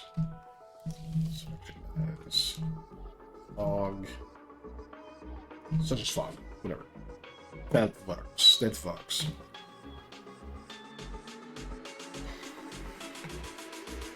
No, I see Ellie said, "Oh yes," about something, but I'm only seeing it now, so I don't know what that was in response to.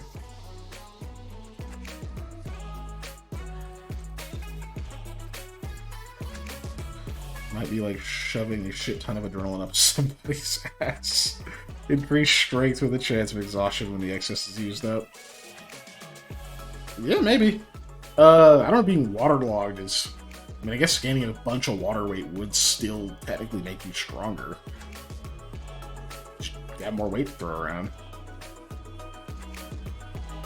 Yeah, you would definitely have more weight to throw around. I can't imagine you would be comfortable, though. Yeah. You'd be sweating a lot. Like, instantly. Yeah. Okay, we already did manifestation, so we need psychomancy. Psycho.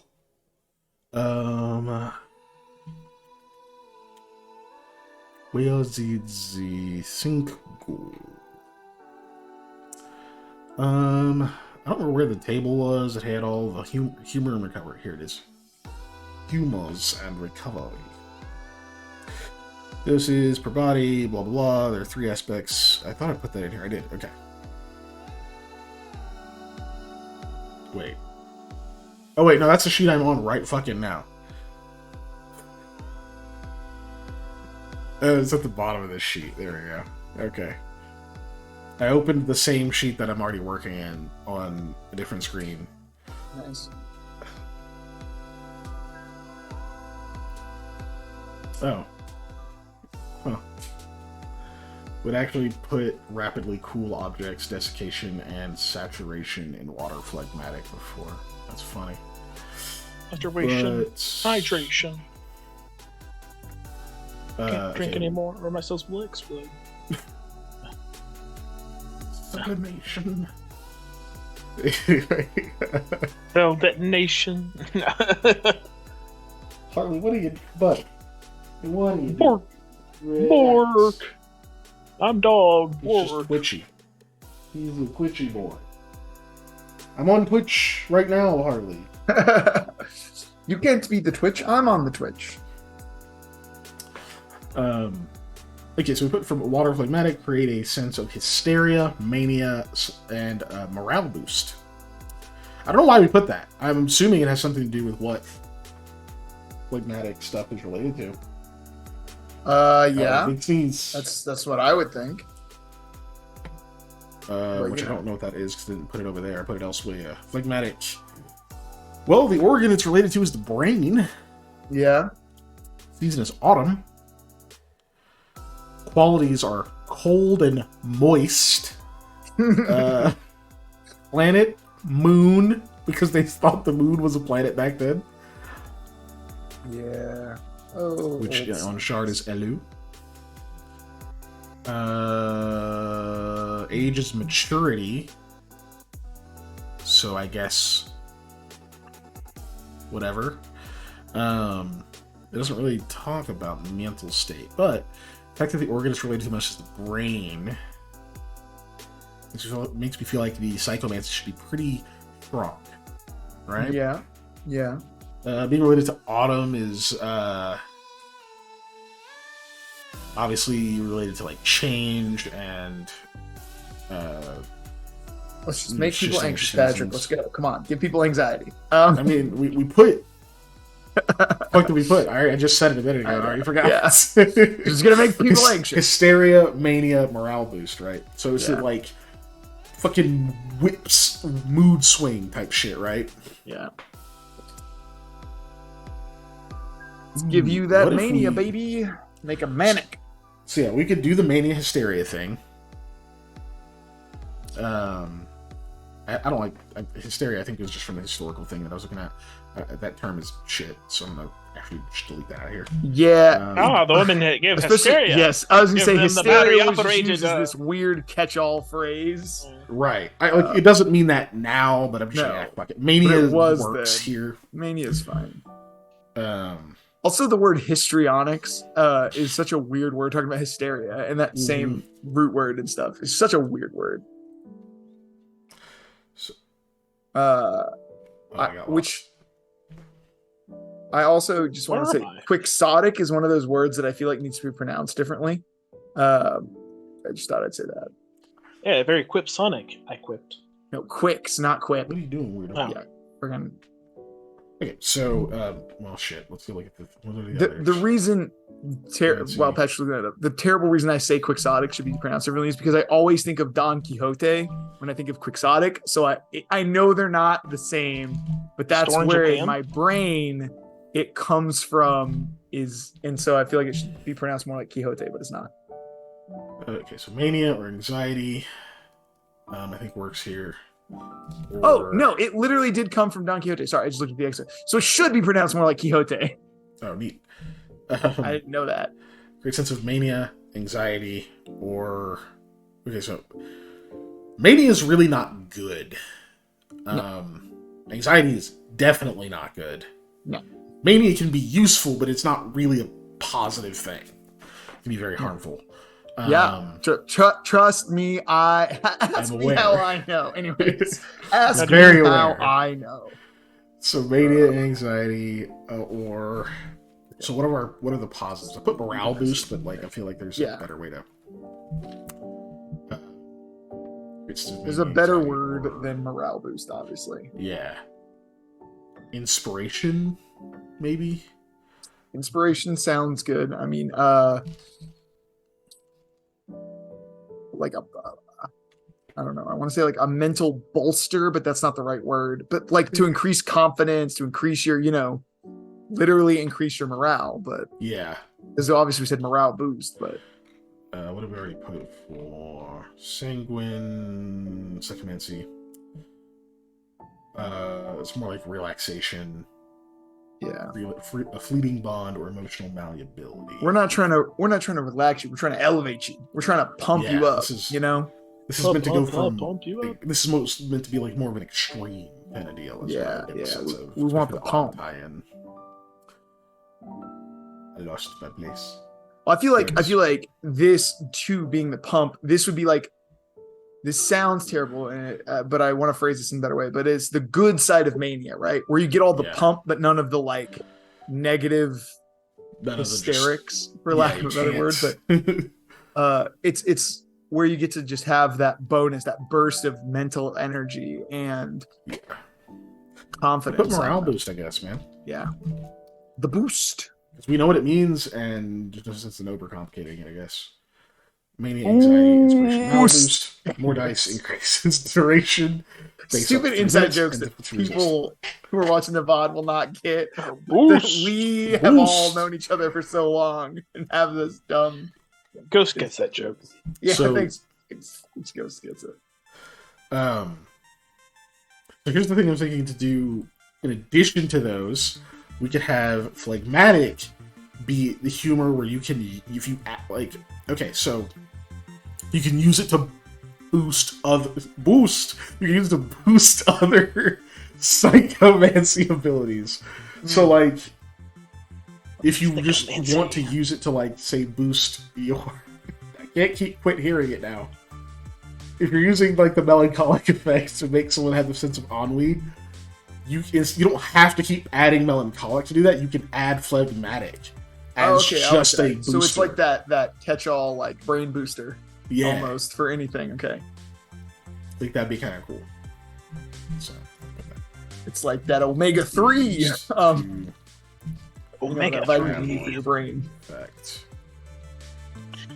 Get your omega-3 straight from the fish. Ellie, why would you put the adrenaline in their ass? Sorry, I was just not reading the chat. Yeah, you shove it straight in their heart. Gotta go right in the heart.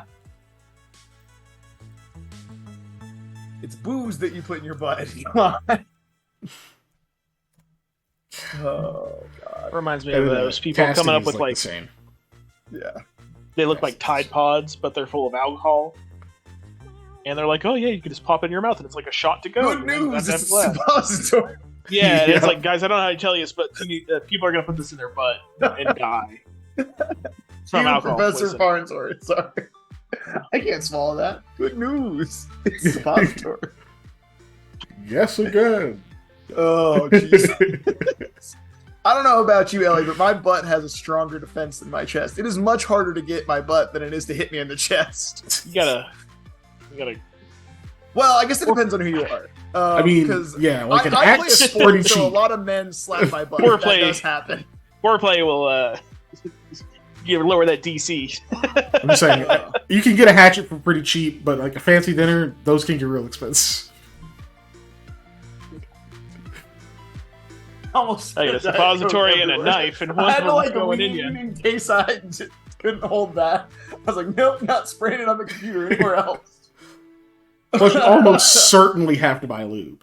And, I mean, the price of that varies, but directing water... I imagine lube is also hard to get your hands on in Shard if you want, like, good quality stuff, because, you know... Dude, they're probably real old school using all yeah, that's what I'm saying. It's harder to produce those kind of consumer goods at this industrial stage that we find ourselves in. Yeah. Commercial lubes are for nobles only. What am I hearing? The end of the song has like a weird vocal thingamajig. I can skip it. I'll skip it. No, it's fine. It's too late. I've already done it. Oh. Okay. It was like, it's just like, what the fuck is going on? Every time that track comes on and I like work everywhere, I'm like, what is happening? Is that in my head? Oh, this is the fucking music. Okay. Yeah. Is that an intrusive thought? Get out of here.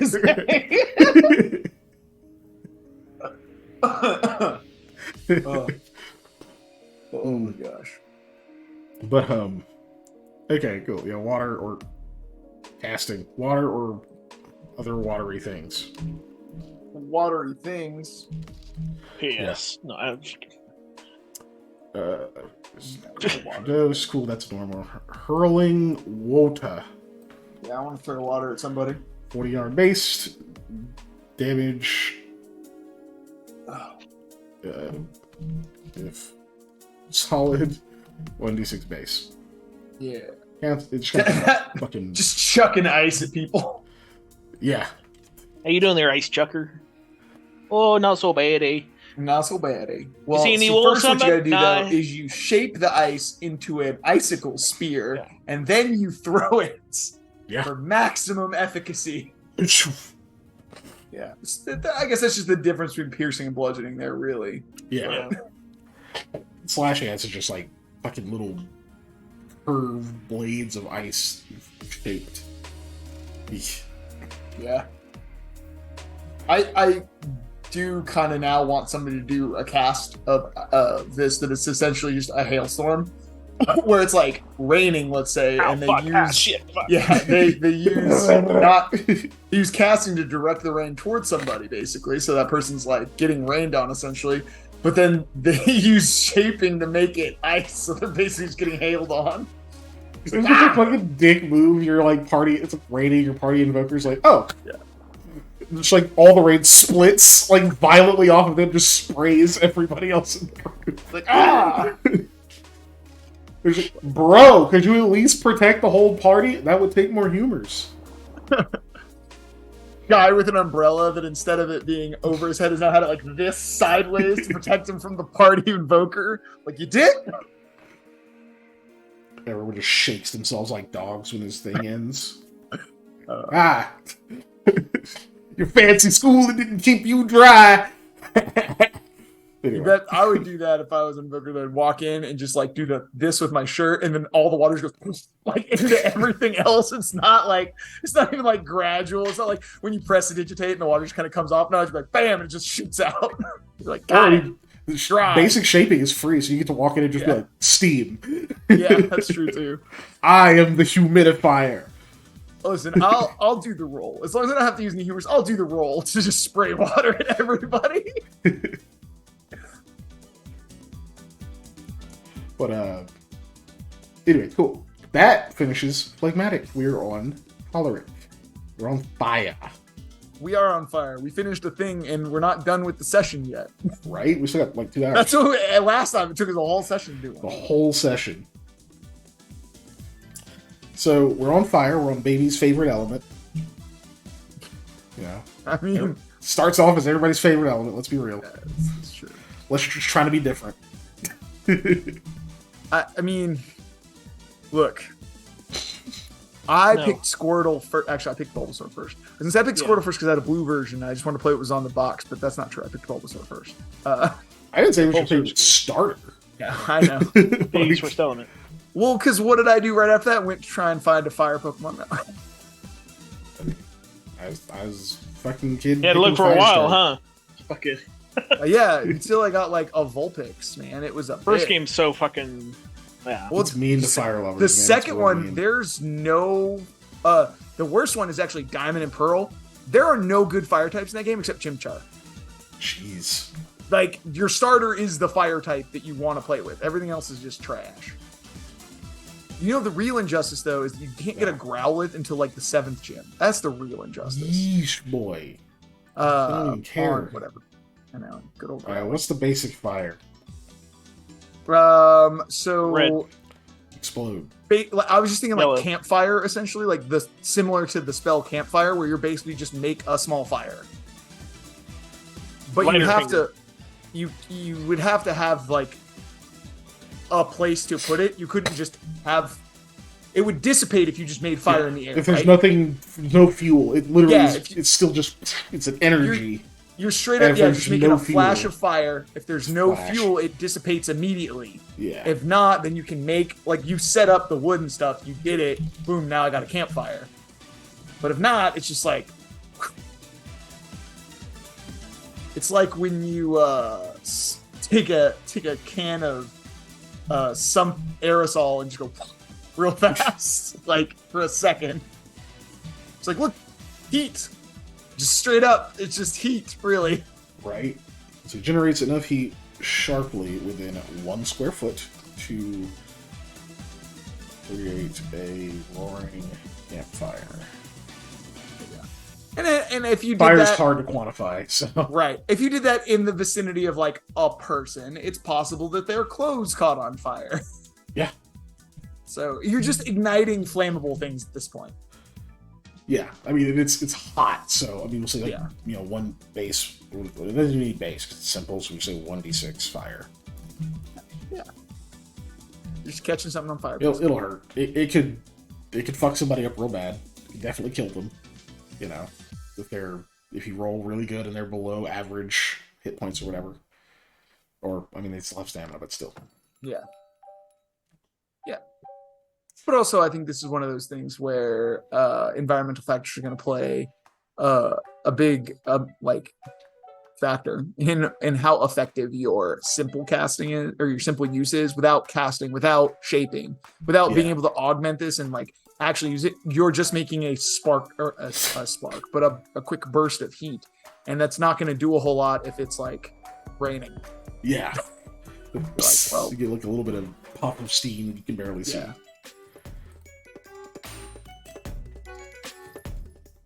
Okay.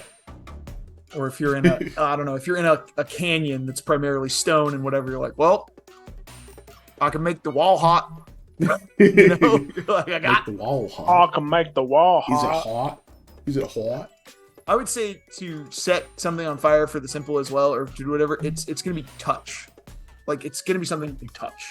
Touch. For the simple. Or for the simples, it was the actual like where the dose is. So if you like you have to like, spike it onto something or whatever, throw it. Yeah. For the simples, it was all. I guess like, you could throw it. Yeah, that's right. Yeah, that's true. It was all like wherever the actual thing is, it releases from that. Because otherwise, it's a cast. Yeah. Yeah. What was I saying? I did remember that much. Okay. Cool. So that one's simple.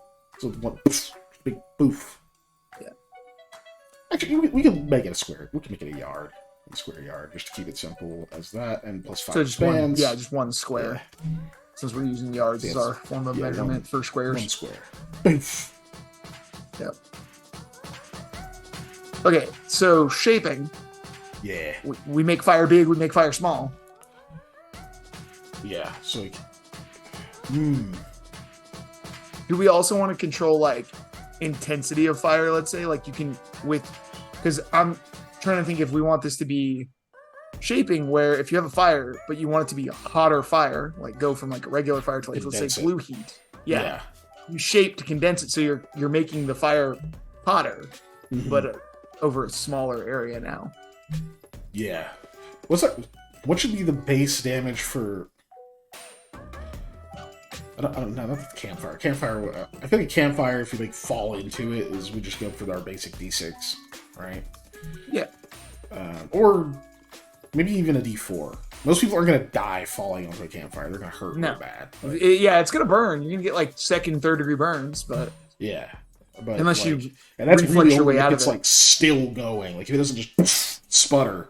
Yeah. Like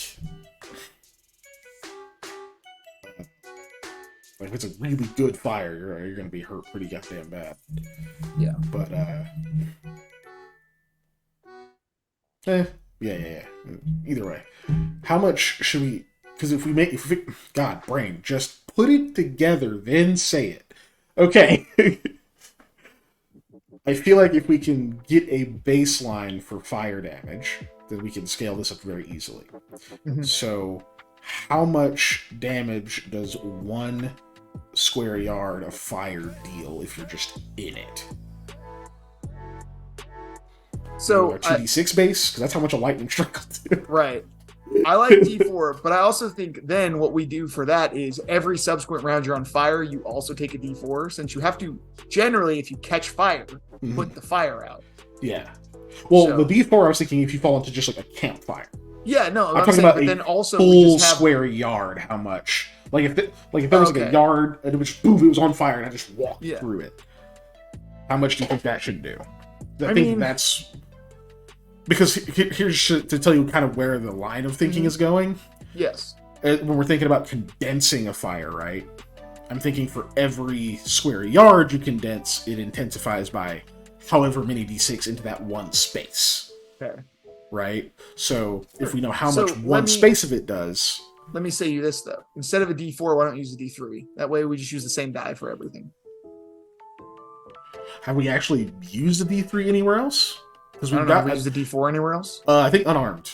Unarmed does a d4. Let me go look. Because I was just trying to use the literal same die. We can boop the d4. I don't care. We can go d3. Yeah. For the campfire. That's fine. I was just thinking because we're trying to multiply by d6s as well, then we stay on the same scale of multiplication of a d3 to a d6 to 2d6 to whatever, right? That's the same set of scalability. I feel like this should go somewhere. Do I have a thing for environmental stuff? I don't think so. I'm just going to put it in notes. Jotting down thoughts.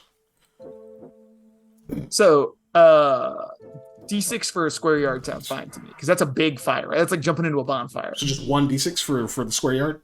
Yeah, that's like jumping into a bonfire, right? Yeah. Like, yeah. Jump into the fire. That's 3rd degree burns. Like, that's bad, you know? Yeah. I was almost willing to argue for more, but I think that is more sensible for a game, you know? Yeah. And also, this is one round. I want to say after this, you're going to take subsequent rounds because the fire doesn't go if you just like move through it. Yeah. If you just like stood in it, that's worse. Because that's the thing is, and a lot of times even moving through it, you might catch fire, like something on you catches on fire. So there's the potential to take subsequent rounds of damage for a game. I think making it higher amounts of damage means that fire is outsized in its ability to inflict damage versus other things. Okay, so that does that. Let me just jot this down before I say so. So we go falling into campfire. And I mean, those of us who have dared with fire a little too much in our lives also know you can jump through fire and be okay. Yeah, it's gonna be fast. You gotta be fast. And then it's real easy to shave the next day. D6. It just comes off, man. Okay, so I'm thinking for shaping for each square you condense, you add that number of d6s. That means that even if it's just one full square of fire, you can still condense that down to a small moat. So you can still get the effect. It doesn't have to be a huge roaring inferno to do it, right? But if we did condense down a huge roaring inferno, it would scale with the amount of fire being condensed into the space. I like that. Exactly. So you just get this if you've got like a whole surrounding area and you spend the humors and shit, you can condense into this like fucking white hot thing that you can't let close to you because it's too fucking hot. Yeah, it burns you by standing by it, not even like you catch on fire being in the square it's in, not even literally touching it. Just like being in within a square yard of this causes you to catch fire because it's so hot. Like I'm imagining, just because I think in scenes as we've discussed, I'm imagining like a group is like in a burning building or some shit, and the invoker like pulls all the fire into like one white hot moat kind of in the center of the room, and they're like, it didn't get me cooler. And he's like, there's not less fire. It's just not the way. Yeah. We can run out of the way now. It's still hot, yes, but and they have to like cast it elsewhere to get it the fuck out of there and it fucking explodes. Oh yeah. There's our fireball. There's a fireball. Yeah. Condense fire, cast fire, let go boom. Yeah. Like shape fire, cast, let go of shape. It go boom. If you hold the shape, then it's just like a missile. Yeah. At that point.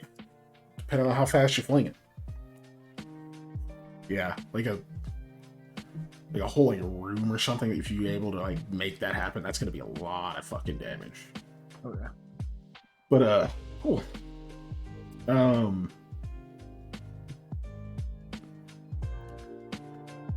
feel like there's a lot of rules that could go on to this, but let's start with that. So that's our basic. Can expand or condense fire. Expand, I'm going to leave it open for a second because we haven't talked about that yet. Condense for every square. How many campfires should we say, like, with a campfire type size? Maybe like every 2 equals like 1 square, like 1 square yard. Sure, just keep it simple. Just Or keep it 3. simple. 2, We'll go 3. 3. Let's go 3. Something in there. Okay, I was gonna say 2 or 3. I no more than that. Obviously, feels crazy to me, but yeah, 4 is like a lot.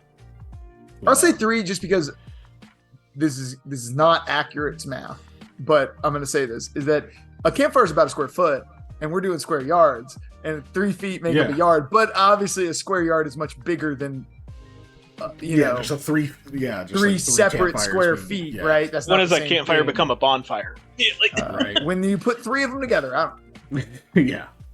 So we're just happy to use that as a base because fire is super hard to quantify. Yes, it is very mercurial in its nature.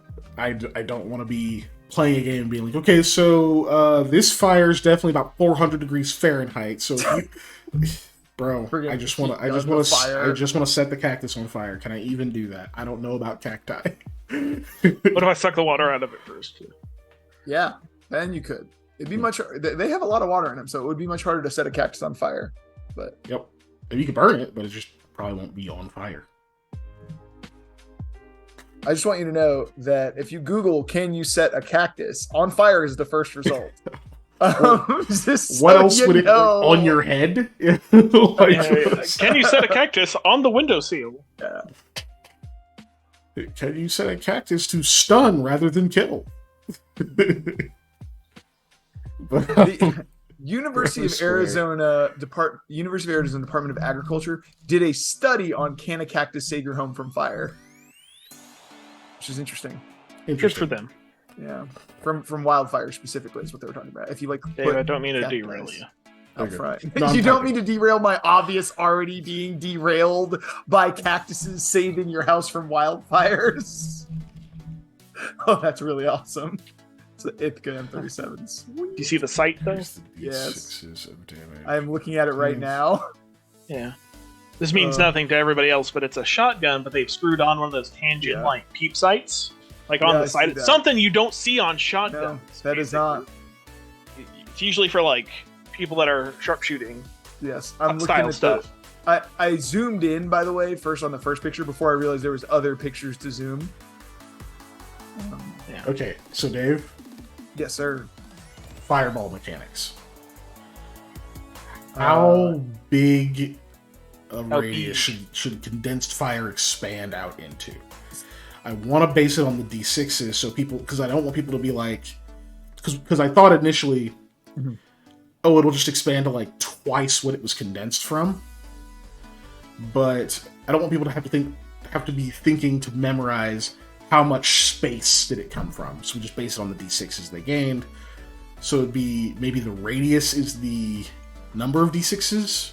I was about to suggest we do radius equal to number of D6s. Yes. Okay. That's what I was going to suggest. That way you don't have to do any math. You just know how many D6s did I do? This is the radius. Bing bong. Perfect. Equivalent numbers. So because that would mean even if you had one square and you condense it, that still gives you 2d6. So it's like poof, you get a pretty big boom out of it.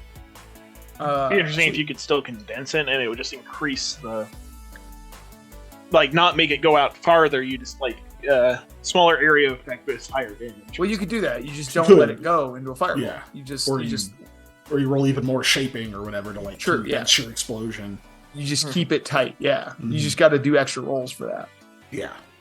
Ooh, excuse me. This fireball exploded in that space. So fuck that guy. Fuck the guy in particular. Yeah. Specifically that guy right there. I think that happened to Sam, but he lived. I lived, bitch. He did. He got pillar of flamed and lived. Fucking flame struck. Yeah, it was flame struck. It wasn't pillar of flame, huh? Yeah. Okay. God, it's such a cool druid spell. It is a cool druid spell. Fuck. I had a thought and then I lost it. Where'd it go? Was it a derail thought? Maybe. So we'll let it go. I think it was. Oh, it was definitely a derail thought. But because Patrick is learning French, I'm going to say this real quick. Do you know what I not just learned today, but realized? Monsieur and Mademoiselle are not actually the words. They are a colloquial conjunction of words. Because Sir is actually sir. Monsieur is my sir. And mademoiselle or madame is dame or demoiselle is my ma. So you're saying my lady to people or my sir. You are not actually saying fedora. sir or ma'am. Yeah. Yes, straight up. That is because baguette. mon and ma are my, depending on your whichever gender thingy you're using, whatever. So yeah, you're literally saying my sir or my lady to people. Okay. Because they were originally separate. My good man. Colloquially smashed them together, and that just became the word instead of it being two separate words. Don't they hate that in that language? Use French, as long as it sounds good, they don't care. That's the whole basis of French grammar, is does it sound good when you say it fast? That's the whole basis of French grammar, man. I called, I'm gonna get back to it after this, but I called someone at work today, and they're in Canada or whatever, and I could tell just by like the name and other things, like, this person's gonna speak pretty much just French, I bet you. And I called them, and they didn't pick up, and their voicemail, all in French. Yeah, they're from Quebec. So I was like, hey, look, I only just started learning French, so I really can't speak it. You don't want to hear my French. If you need a French speaker, let me know, and we'll get you one. Otherwise, this is what I'll sound like. Pardon my French. I also had that when I was on call with somebody whose whole voicemail was in French. And luckily, my French is good enough that I was able to, like, pick up most of the voicemail. And then I was like, I could leave my message in French. I was like, no, don't do that. You're going to piss them off. So I left it in English. I did. There was a coworker did. They told the story of like talking to a person who was like kind of being a jerk and wanting to like talk to someone French or whatever, and so they were like they started speaking French to them, and they were just like, "Oh fuck it, I'll just speak English. Your French is awful." That's funny. They were like, "I told you." One of my favorite American Revolution stories, too, is that when Lafayette and the people he went with got to America and they were trying to like get put on to the army, they were trying to get their commissions. They kept getting tossed around to different places because nobody wanted any more French officers because just had a bunch of random French people come over. So they're trying to toss people around. They didn't believe that he was a Marquis. He was 19 years old. So they didn't think he was important. They threw him to one guy whose job it was to deal with them. And he basically was like, yeah, we don't want him in French, go away. But the person who wrote in their journal entry was like, but he told us that in very perfect French. And I was like, that's the most French statement of all time, is to comment on how well this man who told you to get fucked did it. Like, his French was really good. He was rude, but he was good at it. At least he was good at being rude. Like a yeah, I was like, that's the most French statement I've ever heard. In radius to the number of the sixes it contained. Poof. Alright. That's that. Biomancy. Tiny child. What's fire do to your body other than burn it? Burn. You may cook yourself. Yeah, I was gonna say you and others. Increase the temperature of their body. I really don't know. Let's see what we put. It's down here somewhere. I'm gonna give you flu-like symptoms. Alter the temperature of the body. Yeah, there we go. Make them hot or cold. Thermal exchange. Yes, heartily. Hello. What fucking use is that guy? Other than like making people heat exhausted or like I feel it's gonna have some niche uses, right? So like, I feel like they would both do some kind of stamina affecting thing one way or the other, right? If you make somebody super cold, right, you're basically giving them hypothermia. If you're doing the other thing, you're giving them heat exhaustion. So there's kind of two differences there. But I guess you could also do the opposite of, if you're freezing, like you're outside and it's freezing, you prevent yourself from getting hypothermia.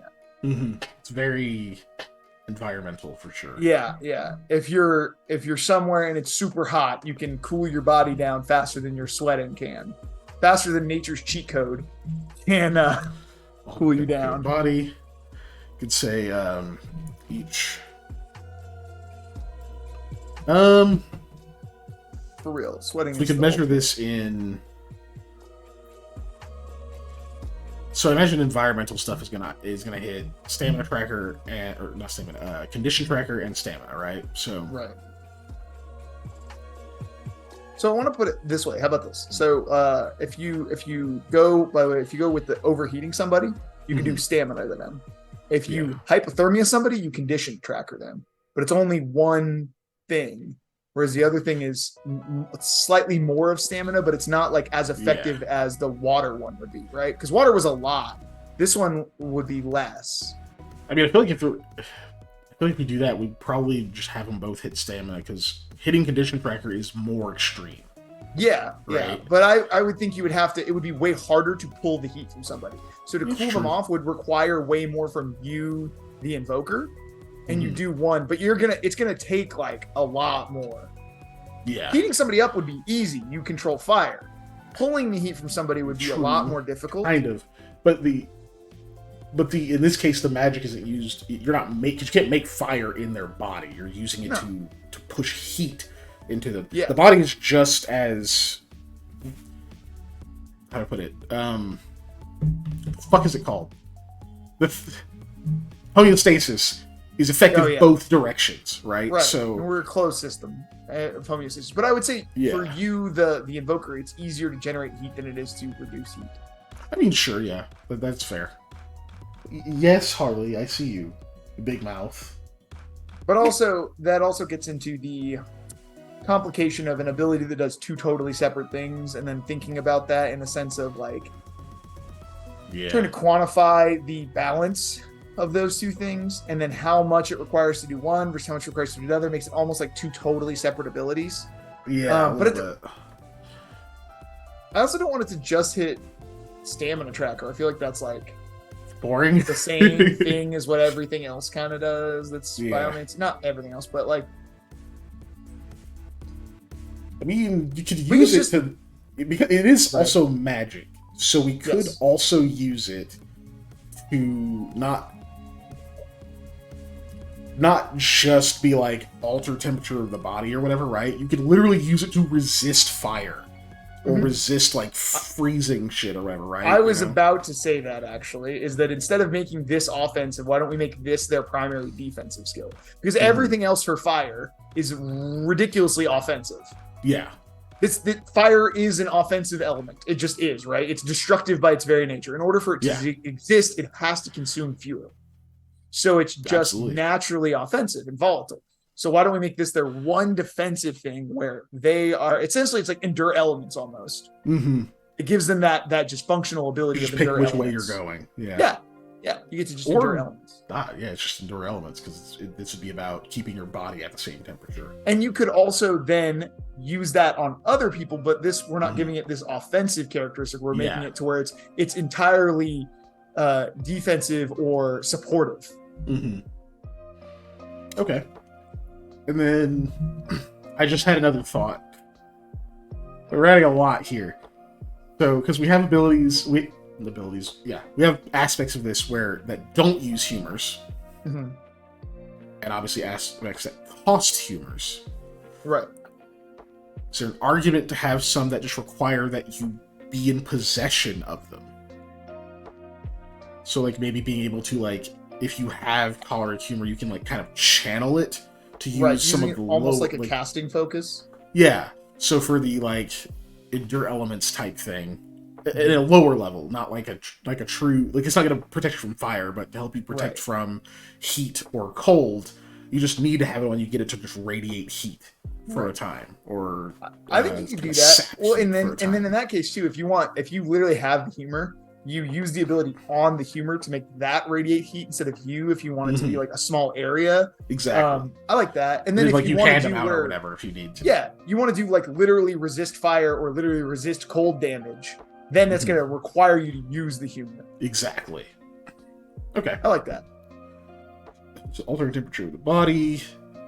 So actually altering it. Quantification on that though is tough.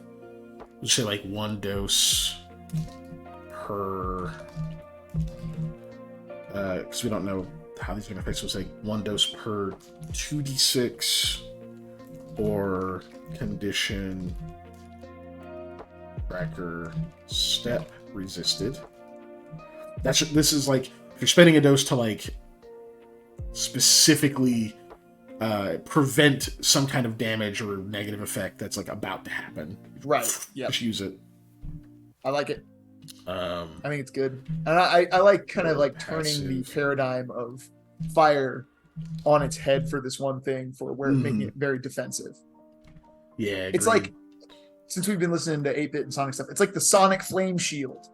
You got the Flame Shield. That was the best one. It wasn't. I think the Electric Shield is actually the best one because it magnetized rings to you. It's really dope. It pulled rings to you. It was pretty great. Didn't have to go to them. Passive resistance. For all my classic Sonic fans out there who played a lot of Sonic the Hedgehog like I did growing up. This can be done with a Biomancy roll to channel the humor. I'll need to define this somewhere. So I'm gonna underline it. I don't fucking know. That'll need to be defined. Once these are all done, at some point we'll go back through them and make corrections and add some of the other stuff we came up with along the way to them or whatever. Yeah. Cool. And then dose per. What dose per? What would this be? What kind of protection would we say this is? Like, you spend the humor to protect versus like fire, cold. Because if we want this to be an ongoing thing, right, where you can like essentially cast it on someone and they're protected for a while, how does it protect them? Does it going temp HP, just like mitigate a certain amount of damage, or like literally just energy resistance? Like you subtract 10 from like or 5 per dose or something, right?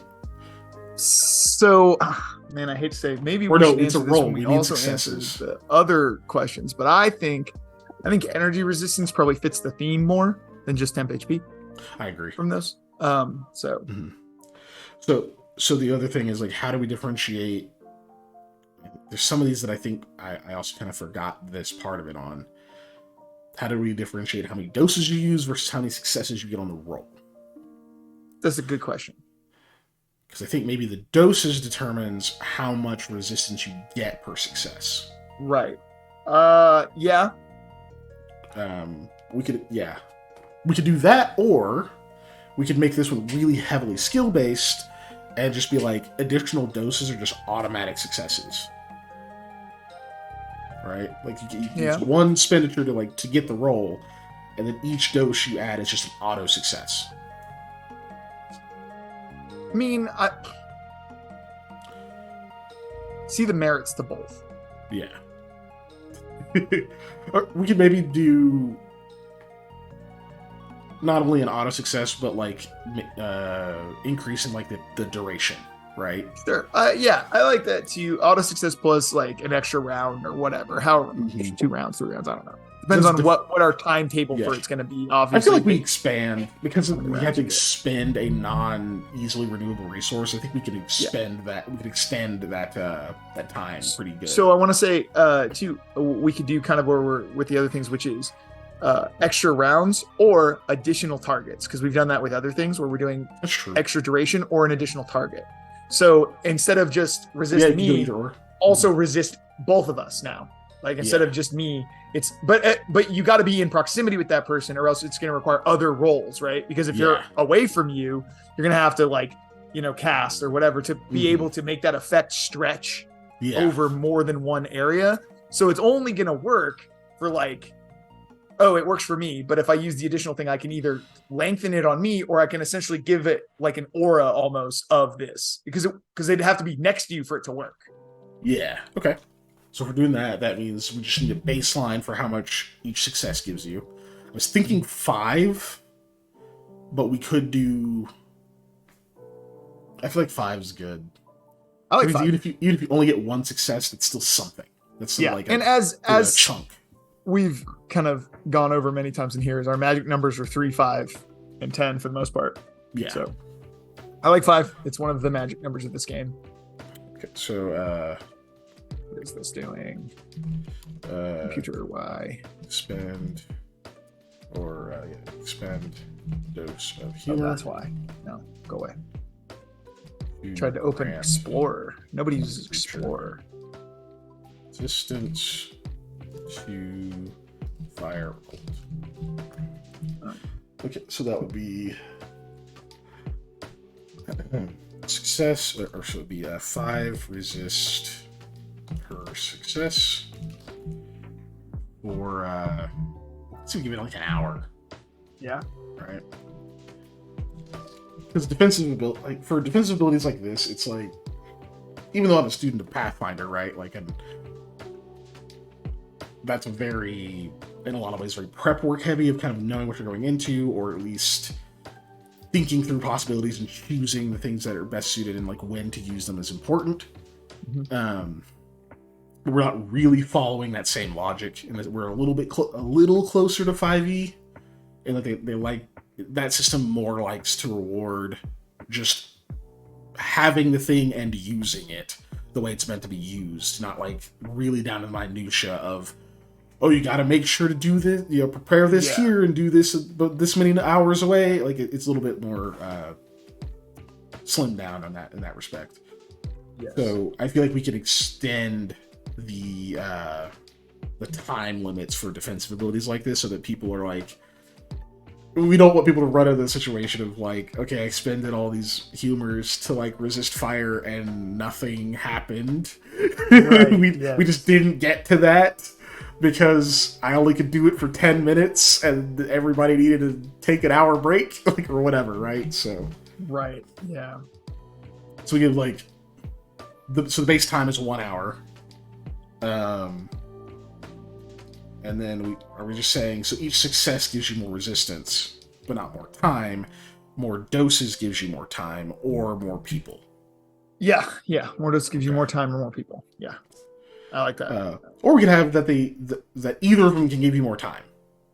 You can add successes to time, or because that way, if it's like I rolled like sure, you know, I guess that gives you options. Yeah, you get a little. I like giving the player options.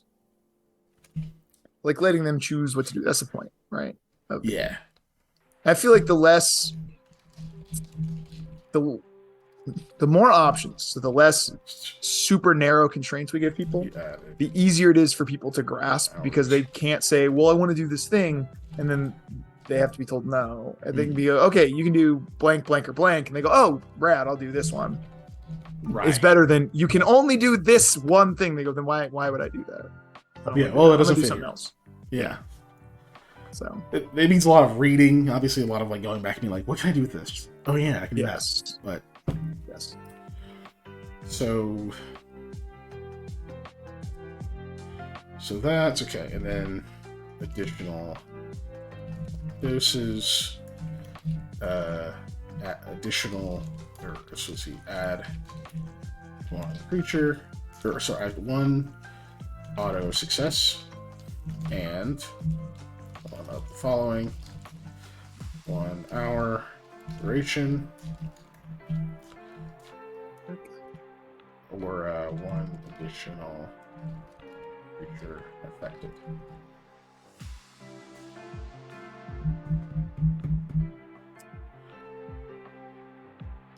I actually like that. So let's see, like, so you've got one, you expend one to get the roll. Let's say you've got so you got 5 dice to this, right? Mm-hmm.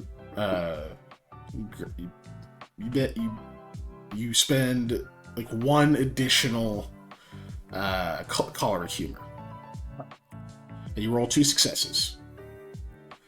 If you want to throw both of those successes at resistance to give you 10. Yeah. 10 resistance on just you. You got that 1 auto success from the extra dose spent. So you throw that onto let's say you throw that onto another creature. You know, one more person affected. But it also... Oh wait, no. Sorry. You get the extra success you can use to also extend it another hour. Mm-hmm. The additional dose itself also will allow you to either extend another hour or target one other creature and be like, okay, cool, Yeah. we're both So protected you could be for resist this 10 many for- hours. Right, Yeah. resist 10 for 2 hours, or resist 10 for or 3 hours or whatever, or resist 10 for an extra person for an hour. Yeah. So you can kind of split that up now. It can get expensive, obviously, if you're like, okay, I want to protect the entire party. Right, that's a lot. But of course, you could also do things like spend drive or whatever to like boost your chances of getting more successes to even make that easier. So your additional doses can go toward getting the party, and all your successes make your protection last a lot. True. Yeah. And Man, then that's going to be really useful if you have to, I don't know, walk through a volcano or a forest fire, or I don't know, whatever. Right, yeah. Just a blizzard. Other invokers or people with torches. Yes. But I mean, I'm just thinking one of those things too is where when you go into those like really treacherous environmental things and you're like, dude, we're going to take hazard damage every turn unless you do something. It's like, all right, here we go. Because, you know, we don't want to take environmental damage every single turn. It's bad.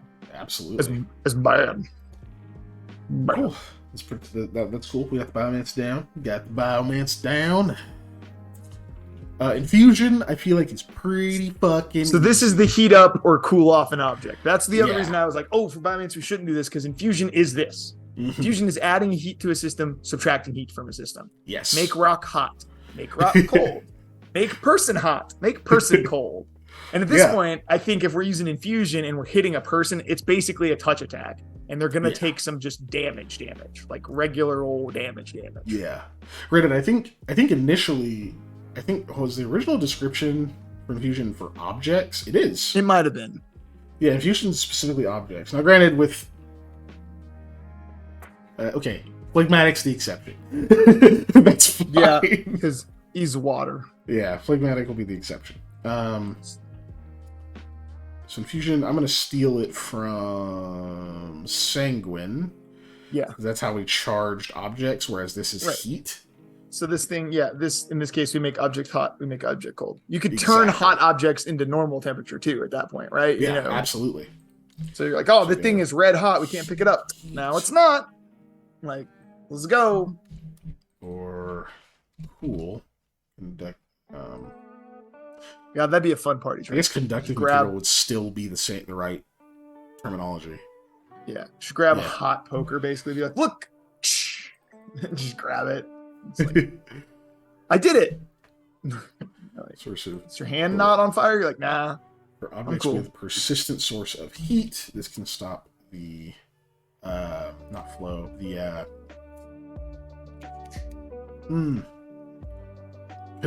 Is it be conduction of heat? Yeah, I mean that is what, right? Because you get metals that you or don't heat well, but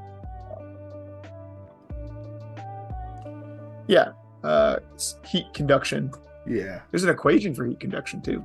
I mean, there's an equation for everything. Of course. Oh my god, why is it this? Sorry.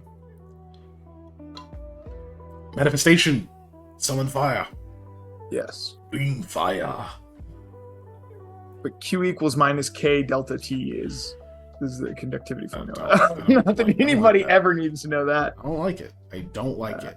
I don't know what it is.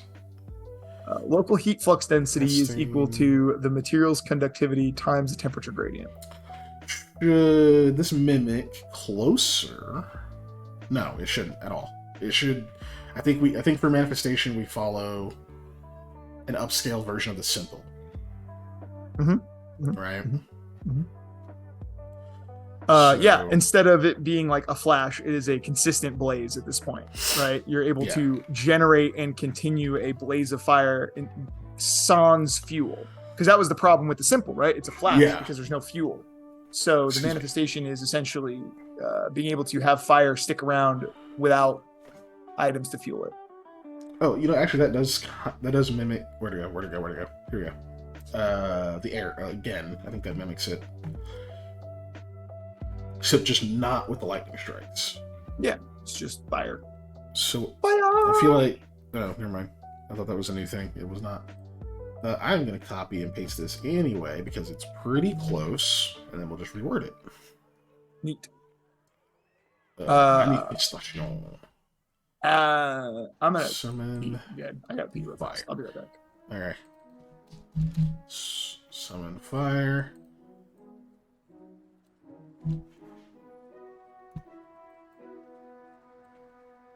Heat.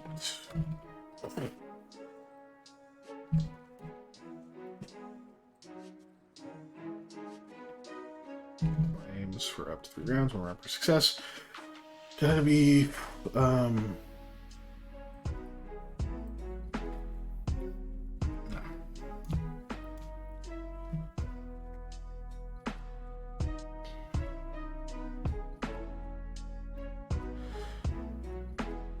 I'm gonna make a lo-fi Chrono Trigger playlist. They're all pretty fucking solid. I think there's a few on there. I think there's a few on Spotify that are just Chrono Trigger.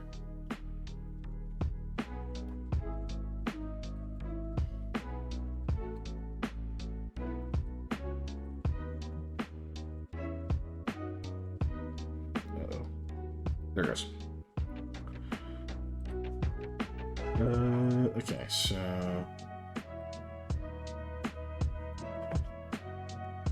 put fire, I guess.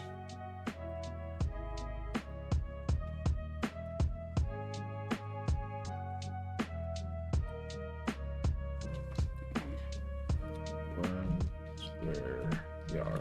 Fire deals 1d6 damage. Je suis raton. Ratonnet? Ratonnet. Bless you. Yeah.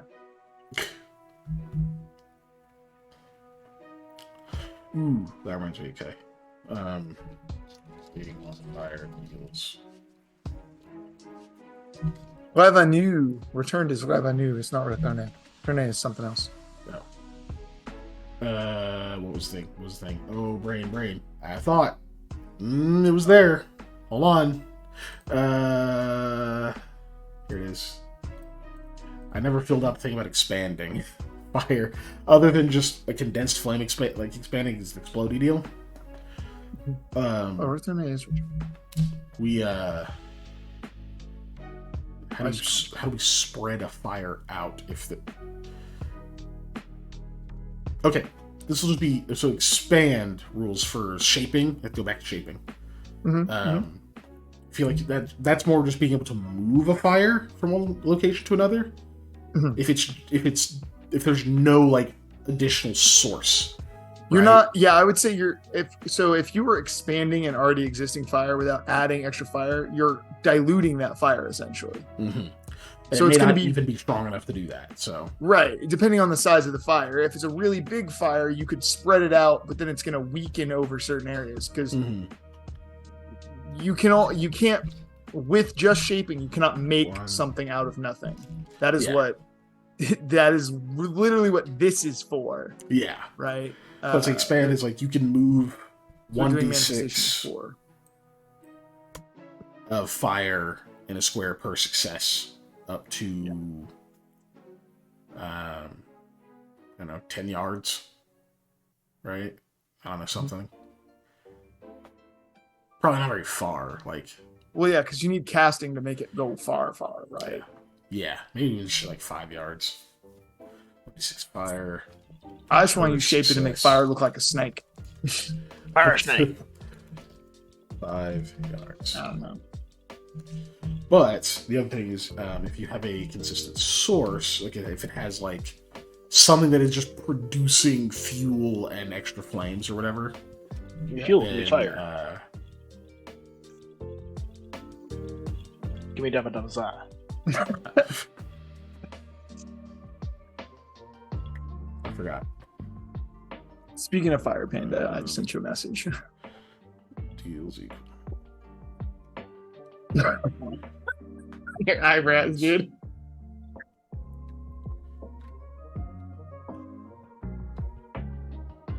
Oh, that's. Man can dream. Sorry, we're children. Man can dream. From a source. I don't know what I would do. Panic. In the immortal words of Alex Dumas, if I were put in that or if someone else were put in my position for that, sir, I think they would have shit their pants. In a letter he wrote to Napoleon. Anyways.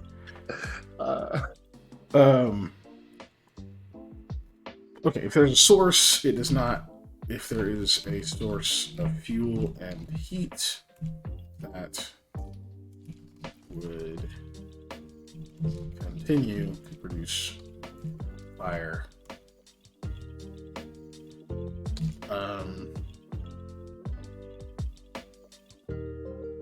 This doesn't prevent that, I guess. Right. We're not snuffing it or whatever. So yeah, it's like you could move, or like there's a fucking bonfire going where we can fucking move all the flames to like another space. But if there's still like embers and other shit, it'll still just like come back up after a little bit. You're not extinguishing fire. Or if you I guess you move the fire, but the fuel is still sitting there, and if the fuel catches back on fire, it catches back on fire. Like you just moved the actual flame, you didn't move the embers, you didn't move the source. Yeah. No, I guess you could use shaping. You could use shaping to put out fire in the sense if you condensed it down enough, you would deprive it of all like oxygen, essentially. Like it burns out all the oxygen in the area it's in, and then it snuffs out, just like how you put out a candle with the little stoppers, right? Yeah. Because you're condensing it down. But that would take like rolls. You're not going to be able to just put you out like have to prevent oxygen from getting to it if you're just in an open space. You know. I think well, because it's just gonna air is just gonna flow where it flows. It's just going to be one of those things where also the size of the fire greatly impacts your ability to manipulate it one way or the other. A candle flame is not a campfire, is not a bonfire, is not a roaring inferno. Yeah. Okay, he's not the fire in my heart that burns for you. Fires is, okay, Bandit Antonio Banderas. I don't know. I am Poro, the poor Zoro. Wow. 1 square. You're Pancho Villa. Poor Zoro is Pancho Villa. Okay, that's done. So Pancho Villa is next poor Zoro with a gun, but yeah. Is psychomancy. Psycho. So for psychomancy, what did we say were the fire like main things for rage. For choleric rage? Yeah. Okay, pissed. so cool. Just fucking mad. Let's go, man. Let's incite fury. Let's get it. Yeah, induce rage or intensify emotional state. Okay, yeah, I'm about it. I like induce rage. Yeah. Making people fucking mad. I think that might be a little similar. It might have a similar thing. It can do kind of like how Phlegmatic can do some other shit. But let's be rage.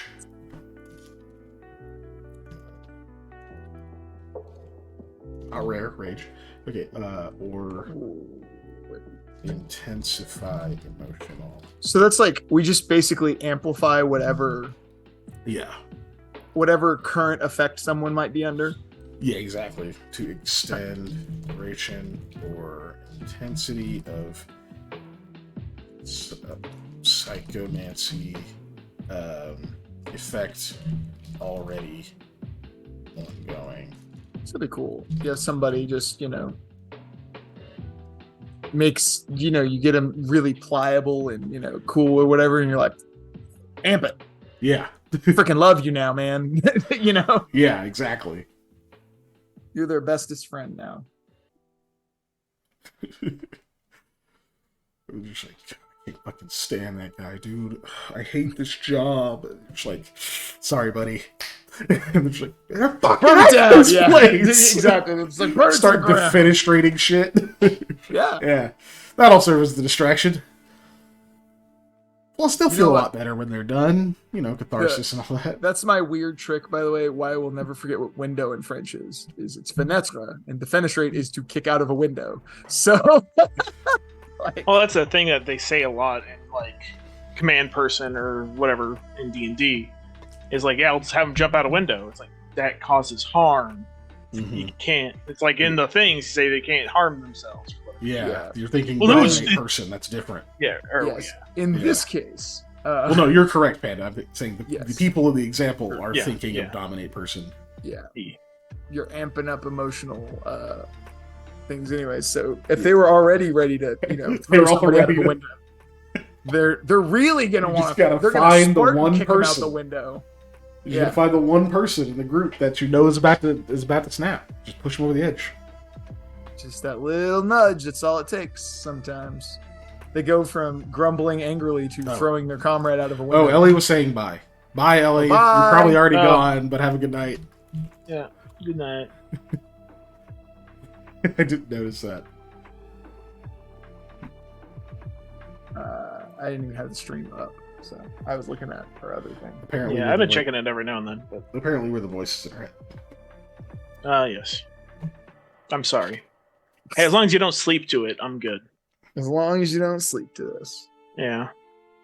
So the main thing is I don't want weird dreams about me talking and what I'm talking about to happen to you. Oh God, I don't want weird dreams about what you were talking about either. Physical pain. Oh, okay. And you know what? I will echo. I got an email from my job that was just like, some details about your retirement, and I was like, You're like, am I being forced to retire? Nobody told me. There's like plan. I was like, oh, okay. There's like some 60-year-old or 60-something-year-old other somebody with your name, and you're like, deal. Like, I don't know. That'd be fun. I'm getting paid. But I was gonna say I'm gonna echo Panda sentiment, which is I appreciate anybody who puts their creativity out into the world and does whatever. However, on that same token, some things just don't be weird. Hurt, man. Yeah. Don't be weird. Don't be weird sexually. I wanted to tell you this, and I don't know why, but the T in stars is tactical, man. Oh, I couldn't remember. That was tarts. Yeah, super tart action recon. Yeah, like because it's tactics. It's not tactical. I think it's tactics because it's special tactics. Special tactical. It's special tactics and rescue service. I think it's rescue service. I'm gonna now look it up because now I don't know if I'm. Well, you're doing more work than I did. Special tactics and rescue service. Doing that fucking it is special tactics and rescue service. You know what bugs me about that is that is never part of an abbreviation, but it is when people need to make a word, not just in stars, but just in general. Cool. Like, and is never part of abbreviations unless you need to make a word. Okay, casting is what it is. Yes. I don't think this one's gonna have like a thing of like throwing. Fire already has rules for damage, so we don't need to fuck with that. It does what it says on the tin.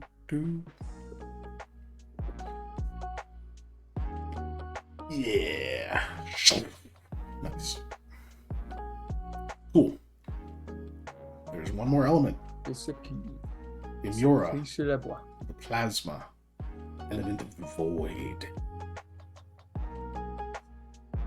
This is a thing that does not have any examples for other elements. Yeah, this is going to be the tough one. This is the new one. So, one thing I know about plasma is that they've successfully created small windows with it, like as like a physical thing. That's cool. I didn't know that. Yeah, because they were trying to could this be used in space or something? Mm-hmm. Okay, so the info that we have on our magic system sheet about Humour is the Humour is plasma, as we said already. The element is the void. The season is the 5th season that we have not named, but there's a 5th season. Don't know what it's like, but it exists. The age is infancy. Qualities are mild and temperate. The organ is the lungs. And the planet equivalent is Venus. But in this cosmology, that is Aram.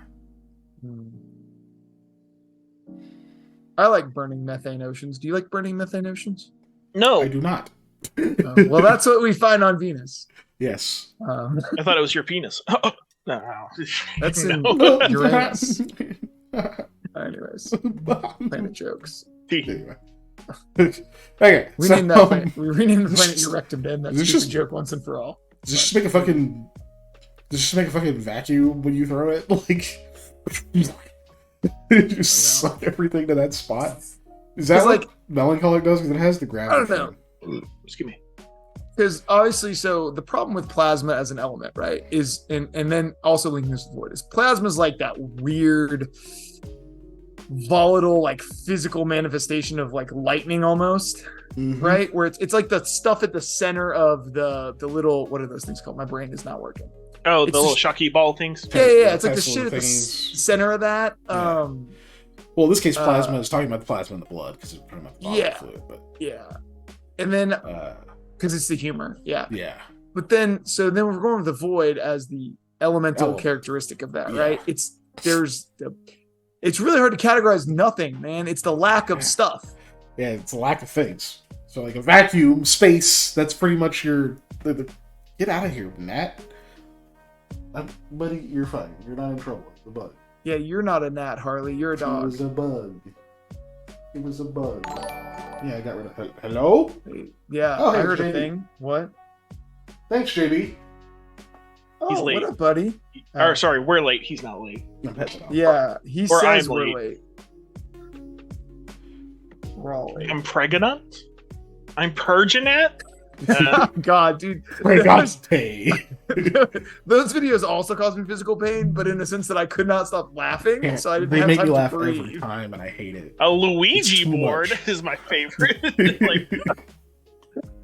Oh, dude, I was at shopping with my sister at some fucking clothing store place, but they had pillows and furniture and stuff there. But for Halloween, they had after this. They had Ouija boards, but they were pillows. They had pillows that they were Ouija boards. Pillow Ouija boards. Yeah, and I was like, that's how we get. Don't sleep on that. The Archer line of, do you want like ants? This is how we your get head back and forth, making them possession. This is how we get possessions. Fucking poltergeist. Yeah, it's all your fault, JB. We derail the second you walk in. Yeah. It's because change happened. Okay. I know what this can do. Okay. Yes. It's anti-magic. Oh, okay. I like that. Negation of effects. I like that. Because obviously it is the void. It is the absence of thing. Yep. We could also do a mix of that too, is negation and then also absorption. We could have a slight amount of that because again, the void is like, stuff gets sucked into like black holes if we think about it that way. Those aren't technically a void. Those are gravitational pull centers and whatever. But one of the characteristics of void generally is that it causes equalization of pressure in things when you open something to void, all the air go out because it needs to equalize. So same kind of thing, right? Yeah, the main characteristic of a void is that it is there to be filled. Yeah, so it doesn't want to stay empty. Yeah, to get equalization of pressure in an actual world, if you just had a void open, shit would hit it until it stopped being a void, kind of thing. Mm-hmm. You could also lightning rod yourself at that point too. So that would actually be cool, making effects, redirecting magic effects towards yourself. Like that is the ultimate tank ability. Yeah. Mm-hmm. You get to freaking follow me. For those of you who play Pokemon, you get to just follow me and have people lightning strike you instead of your friend. Yeah. So these simple, let's tackle the simple first. That's gonna be tough. Yeah. To quantify. Obviously, we can stick with our basis of the burst size of the 5 yards, right? So we could just negate like persistent effects in that area, right? So if there's like continuous or persisting effects in the area, we just turn those off for the duration of the ability. Well, for the simple, it's like there's no real duration. Right? Oh yeah, it's just instant, like right? Instant. So you just instant break those. So if you have whatever's within 5. But the thing is, I think that's fine because the mirror is really important. Because if you want to merge any kind of elements, you need it. So, like, burning the simple thing should matter if you're going to do it. So I think it's fine for it to be like, okay, anything within 5 foot radius of this, that's any of these elements is negated. since we just went over fire stuff, if somebody made a fire using, manifestation in this area and you mirror it, you're just like, nope, no fire. Yeah. Pa! Sorry, buddy. Done. You magically made that fire and you're sustaining it. The effect to sustain it is gone. And now there's no fuel. It go away. So you're reducing any regular effect all the way down to the simple because you're just cutting duration off of anything at this point. Yeah. That's within 5 yards of you. Of course, That's within 5 yards wherever you spike it or you snap it in half or whatever you do. Cool. Yeah, of your effect. So. Negates, primal, supernal effects. Even when I say that, that's not even totally accurate. I'll say related. Because the way these elements work, I feel like even if it's not something created, but like let's say there's a fire that organically started. Yeah. I think you can still use the simple effect of this to get rid of the fire. Because it's still one of those elements that it affects. I don't think that has to differentiate from that, you know what I mean? Yeah. All it can do is get rid of it, though. The simple effect isn't that you can't use it to, like, absorb something or whatever. It's just, it's gone. Gone. It has been returned to whence it came. From whence it came. That does give me an interesting idea for shaping, though. It will be shaping. I will come back to that once we get. So, related energy effects. Such as. Oh, that does do one scary thing, though. Yeah.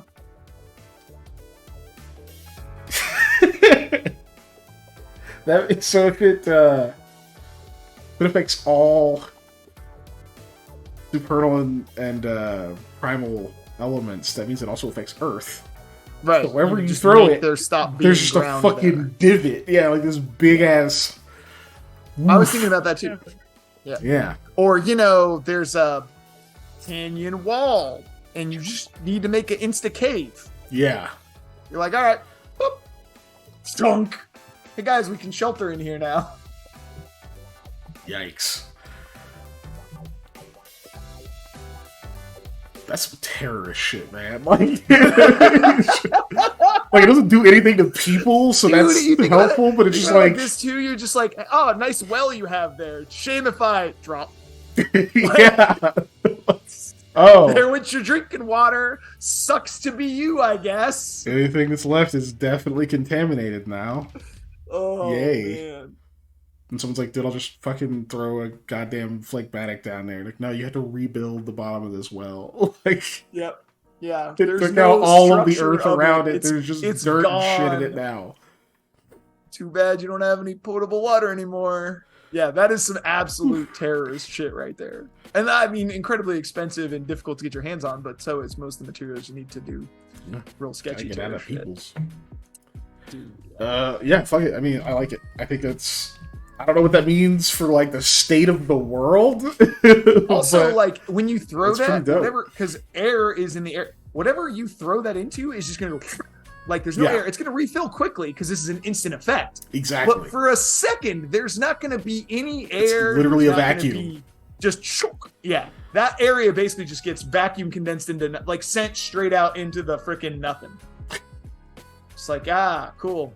Thanks for having us. Fucking weird grenade, man. Get lost, yeah. Dude. An absolutely epic and destructive grenade. So I'm going to put that has no effect on living creatures. So. Yeah, that's important. Because otherwise, we're like, okay, so he just disappears, right? Because he's like made of elements? No. I do want to say, too, it should have no effect on, like, if I'm holding it shouldn't have like effect on my equipment and stuff, but I think what you could do is you could neutralize one other dose of humor with it. Like if somebody has phlegmatic humor and you were able to like hit it, it's gone. Oh, you just cancel it, yeah. Yeah, you're just like, nope. These can cancel each other out. Basically, they can cancel anything, even themselves. Even themselves. There's a joke in there somewhere, but somewhere in there. Cool. But yeah, shaping. Essentially, you're just sending stuff into like the unknown at this point, right? You're just like, yeah, basically, little mini doorway right in the unknown. It's like, bye. So shaping, I think what you could do with this is reverse invocation. You turn elements back into humors. That's cool. I like that. I think that's fucking dope. That is dope. That would be an interesting way to also generate other humors that you absolutely need to do a thing. Mm-hmm. If you think about it, because it's like, oh, there's this big fire. We really need a choleric humor to do some other thing. Whoop. But and the other cool thing of that is because there's not just like voids sitting around, you can't use it to generate Emira. So it doesn't break itself, you know? Yeah. But man, you're like, we really need like the positive healing thing to do whatever. So we really need some water, to turn back into phlegmatic humor. You're like, oh, bet, gotcha. Here you go. Yeah. Let's turn this, 8-gallon bucket of water into some.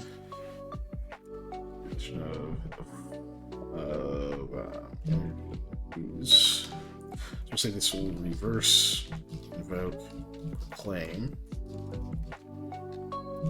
effects or energies.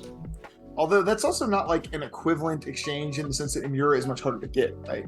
So you're essentially being forced to, this is the balance part of this, you're essentially being forced to downgrade an element for another one if you absolutely need it, or to end an actual effect.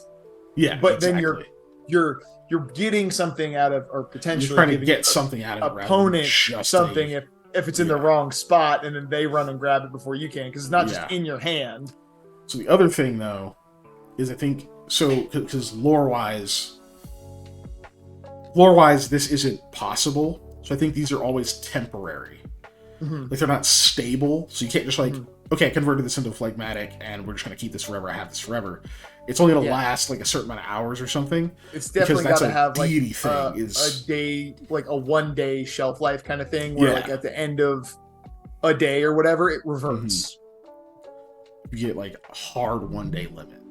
You can't even like amp up. I think it just stacks there. You get 24 hours. Which is still nice because you can still use it for something.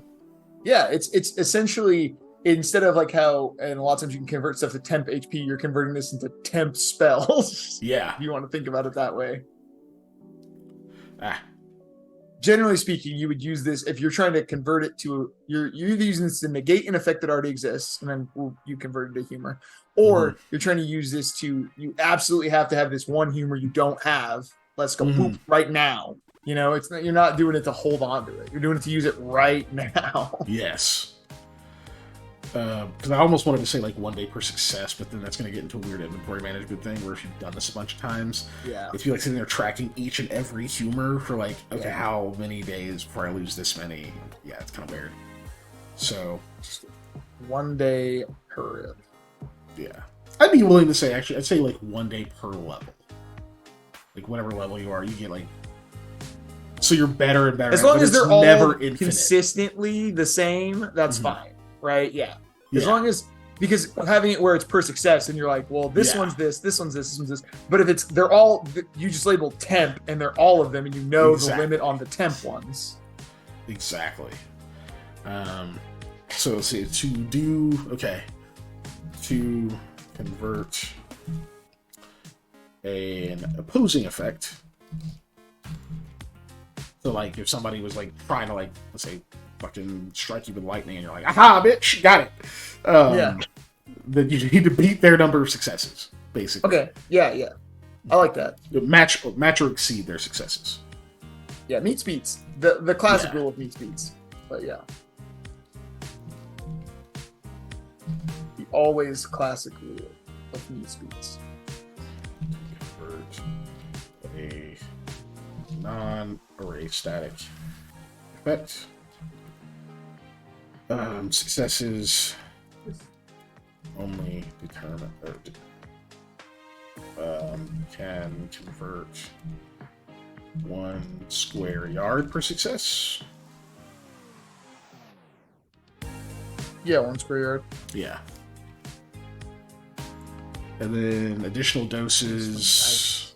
What do we do with additional doses used? Maybe auto success plus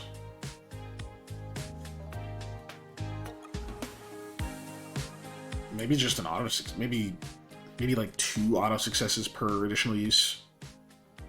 Okay. Yeah, because again, this is super rare stuff, Yeah. and we want you to get your bang for your buck on the usage of it. 2 auto success per additional dose. Cool. Biomancy. What the fuck does the void do for your body? You evacuate your bowels.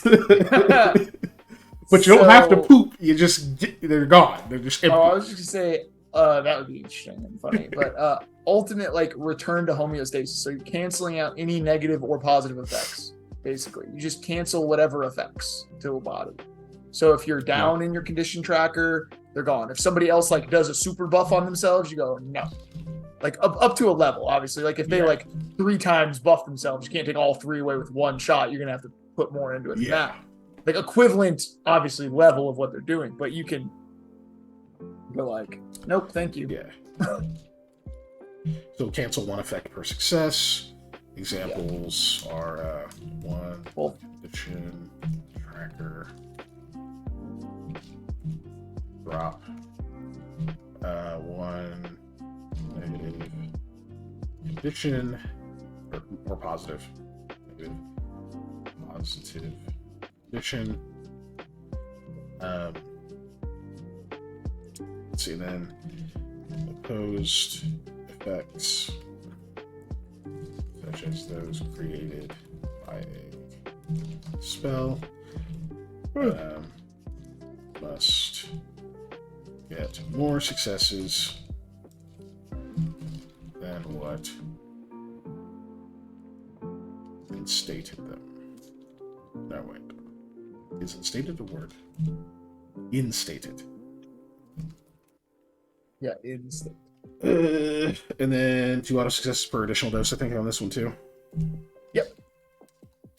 I like it. I think that's just a good rule of thumb for this one. Honestly, that's just the solid effect all around. Infusing the void into a thing. I mean, make a thing go bye-bye. Yeah. Just make objects disappear. Just fucking gone. Yeah. Disintegrated. Essentially, yeah. You basically get what's the one for where you just break objects? What is that spell called in Pathfinder? I don't remember now. My brain's not working. But the time one or the other one? The time one. I forgot.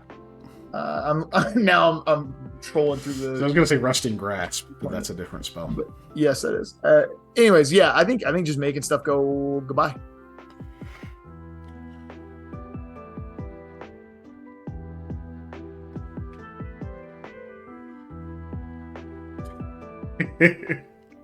Just fucking disintegrate shit. Just it's gone. Yep. I don't even know how that's opposed. I mean, it's obviously, so we're going to have to limit size of the object, right? Mm-hmm. And then as the bigger the object, the more successes you're going to need. So where do we start our bracket of like how big of a thing can you make disappear? Right. Because we don't want to start with something that's like one big. And obviously this is no like effect on small people. handheld object, yeah. So like a small handheld object, thinking like a dagger or handgun sized. This one's actually really tough though, because this could be really, really fucked. Yes.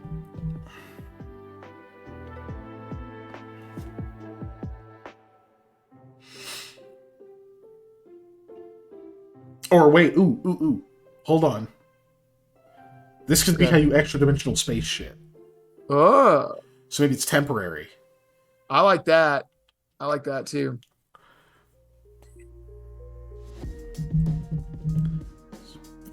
Bamf it briefly to like the edge of the unknown kind of thing. Yeah. Into one of the chaos. And that also gives it more utility in that you can then like hide stuff this way. Yeah. No. It could be the fucking what is it? The thing where you can banish your knowledge out of your head into the storm. Oh yeah. Hidden message or whatever it is. Hidden memory or hidden knowledge. Hidden knowledge. Yeah, hidden knowledge. That's what it is. Hidden knowledge. Except it's actually an item. So there's a version of it where like it just disappears, or maybe even like it's ethereal. Like you've got like a weird ghostly version of it that doesn't weigh anything. You can't really use it until it comes back. Yeah. Or there's a version that it's like it's gone and everyone fucking forgets it ever existed until it comes back. Yeah. I like that. It should be fucking weird. That would be weird. You could like write yourself a note first, and talking about like, Into the Storm. I sent a backpack into the unknown. If I had known I was going to be talking to the if we hadn't got ambushed, I want to say by the Dorats, if they had just sent Lami to get me, I was gonna hidden knowledge myself. But because they showed up with her, I did not. I couldn't like hold on 1 second. Just do that. Hey, I'm gonna use the bathroom forever. Yeah, Can you? I'll be right back. But yes. But so yeah, not disintegrate. We're gonna say used to extra dimensional objects.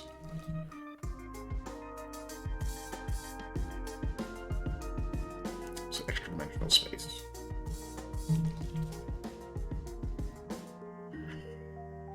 Let's see, 1 hour per success, I think. Sounds good. Yeah, sounds good to me.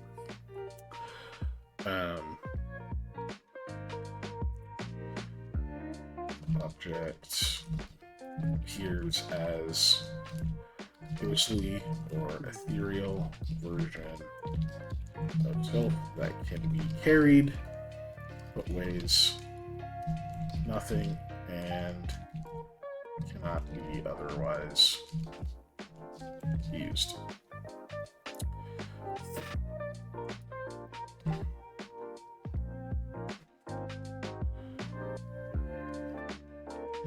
See, additional doses. I think additional doses is how you upgrade that. Yeah. So adds. Let's say it adds up to 2 hours. You can choose for objects to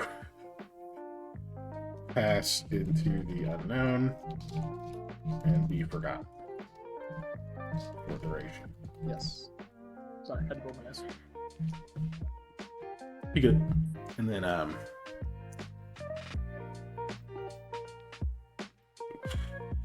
so it's 1 hour per success. And ups size of object affected. So we'll just put like a few classes here of size. Fine size. The fine size is like size of like an ink pen or smaller.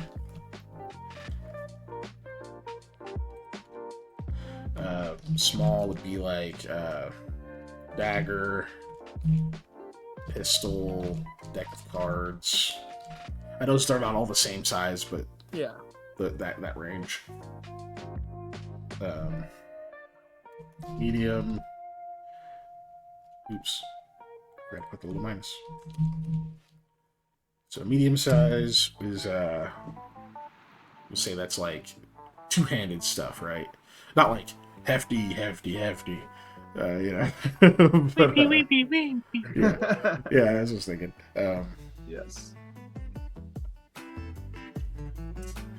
So like rifles, long blades, rucksack, rolled carpets, large, human body. Coffin.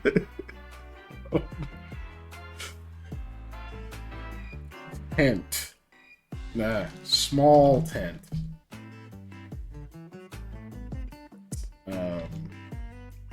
Several raccoons sharing a trench coat. Yep. Good old raccoons in a trench coat.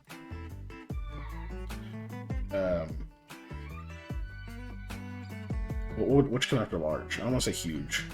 In this case, this was like bigger than person.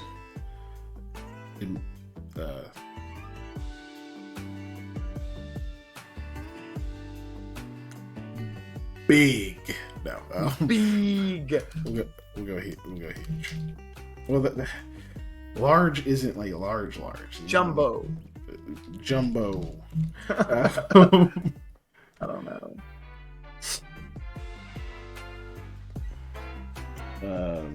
That's like actual what we consider like D&D large size thing. So like, I guess technically a small tent is actually in that, and not in regular large.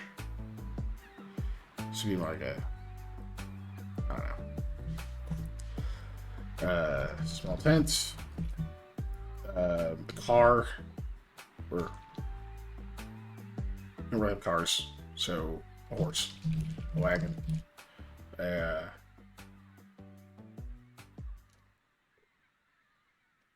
Wagons.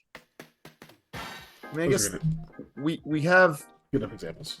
Some people have cars, maybe, but they're not a common sight at all, and would be hard to get a hold of. But we're not going so big as to get like a train car yet, because that's another size category up. Yeah, from this scale, I believe people can just scale up, right?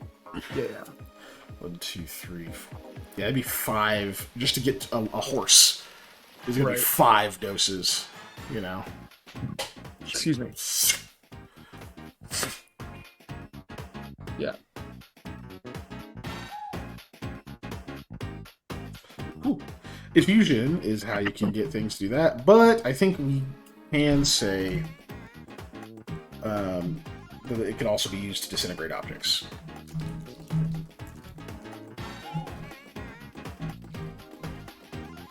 However, I think we need to make a stipulation on that. Like, it probably has to be included in something else that would actually just like damage or destroy it. Maybe. So it's not just a fucking disintegration ray. Right. I don't know. That one's tough. We might just leave that out. It is tough. Might leave that out for now.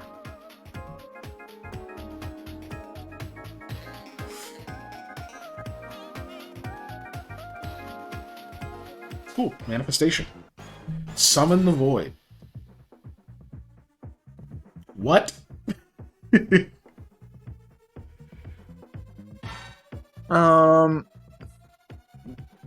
think fucking implode shit. Yeah, that's what I was gonna say. I think either through this case we are creating spots of like vacuum, right? Or we're using manifestation to legit just straight up cancel any other manifestation. Not like the simple, but like an extent, just how we've extended a lot of the manifestations are like extended versions of simple. Almost like an anti-magic field. Yes, exactly. Yeah. We're canceling out the ability to manifest or the ability to evoke in an area. We're basically creating an area of no. Yeah. An area of no. Where invocations and proclamations automatically fail. Well, automatically fail or have their difficulty greatly increased. Yeah, I like that too. Not just straight up no, but no conditionally. Yeah. So say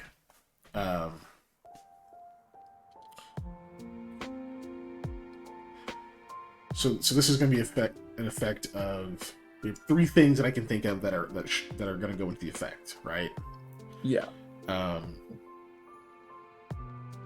Area duration, and then how difficult does it make invocation? Area, duration, difficulty.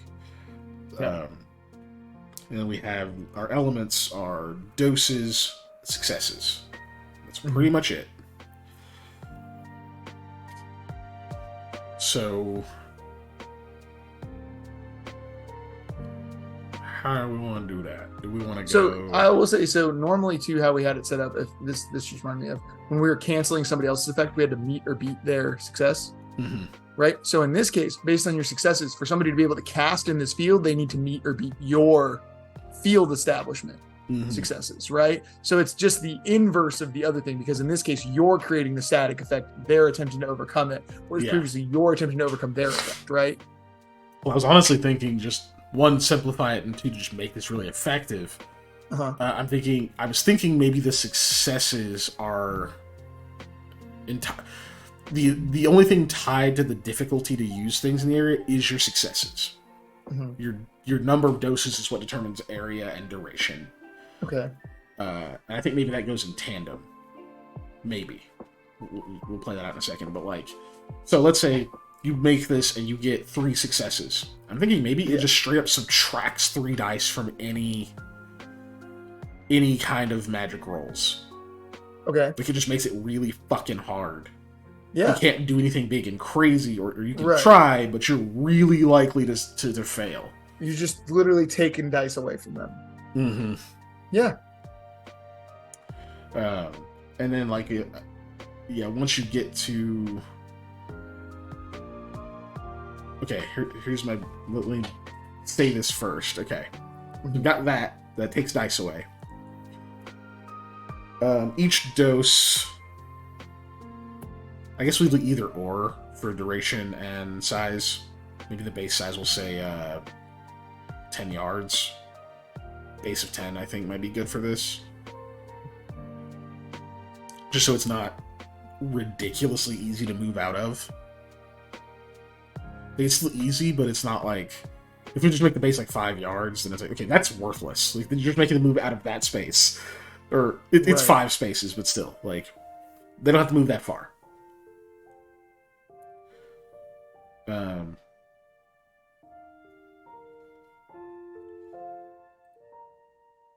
Anyway, and then duration. I think I was thinking of Shatter, by the way, earlier when I was talking about just destroying objects straight up. I think I was thinking about Shatter, although it doesn't work in disintegrating them. But the time one is also the other thing I was thinking of. But I thought of Shatter too, but that's I thought of Shatter and crystals. When I was thinking of effect, Shatter was, I think, the effect I was thinking of, but Shatter for everything. Yeah. But anyways, sorry, I was looking through spell effects for a second, trying to figure out what I was talking about. So that. So 10. So I think a 10-yard base. Yeah. 10-yard radius. Base. So it's a big radius. Big. And then each dose can either increase the radius or the duration. I don't know what the duration should be, because this is this has a lot of use in combat. Yes. So maybe go with 3 rounds as the base. Yeah. And I think this is going to be one of those things that we 100% are going to have to determine through testing how long this actually needs to be. But I think 3 rounds is a good starting point because, like you said, this is going to be incredibly useful in combat. We can't have the duration be something like an hour, because then that functionally turns the shit off for the whole combat. Easily. So the only other thing is maybe we instead of 3 rounds, we can make it 2 rounds, and then each dose you can up it by 2. Because otherwise if it's 3, I'd say each dose ups it by 1, but that doesn't feel like enough value. Yeah. This is a big swing, right? And then but I think one small caveat on top of it is I was going to say, if you have more successes than the Invoker or Proclaimer has levels as that, they just can't do it. So if they're level 4 and you get 5 successes, they just can't fucking do it in that area. They have to leave or fucking cancel it with their own immersion. Yeah, right. Try to. Yeah. I like that. I think that's going to be a really interesting way to force PCs to be creative when villains start doing that. But I also think it's going to be a really good way for the PCs to throw pressure on the narrator to have multiple ways for encounters to play out if they're trying to make their like BBEG like some crazy invoker. Yeah. So yeah, it's like this is why invokers still carry firearms. Shit happens. Yeah. Okay. I like things that make people think outside the box, I guess, is what I'm getting at too. I like setting up rules that allow people to attempt to work within instead of within a set of constraints, to work within a set of like logic problems instead of specific, constraints. Yeah.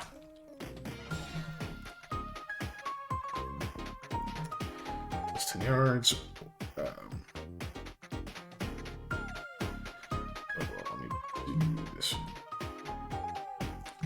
Yard base. We got 2 rounds base instead of 3. 2 rounds base, sure, yeah, and then we increase by 2, yeah.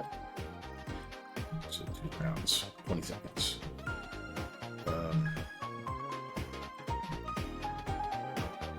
I should do this the other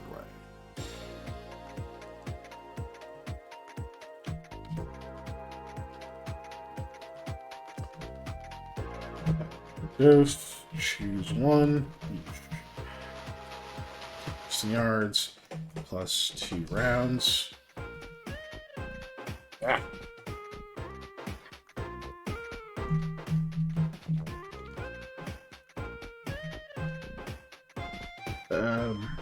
If successes exceed this fucking gnat, dude.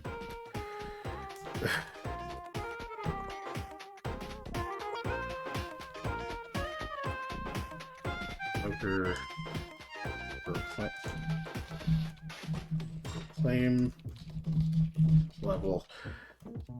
Cannot use those abilities while in field. Psychomancy. So that's that. Manifestation's fucking wild. It is wild.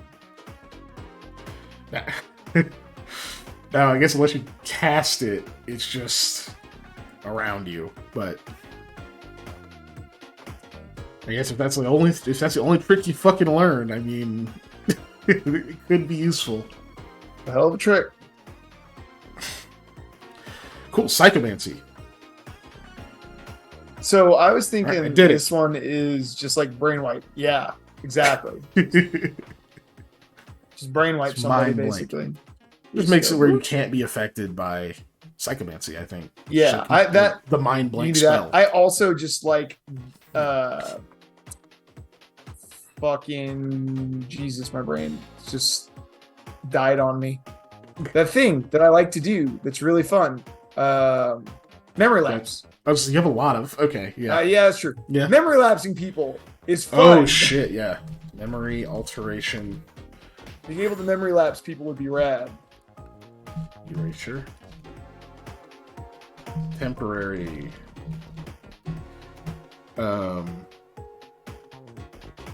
This will be like 5 minutes per. No, the successes is depending on whether or not it has any effect at all, because they're negative to resist. Yeah. So doses are going to increase duration of time you can lapse, right? Yep. So yeah, being able to cancel any psychomancy on yourself, or being able to, or on you or another person, right? Because you can just negate psychomancy abilities, but then also being able to just memory lapse people essentially.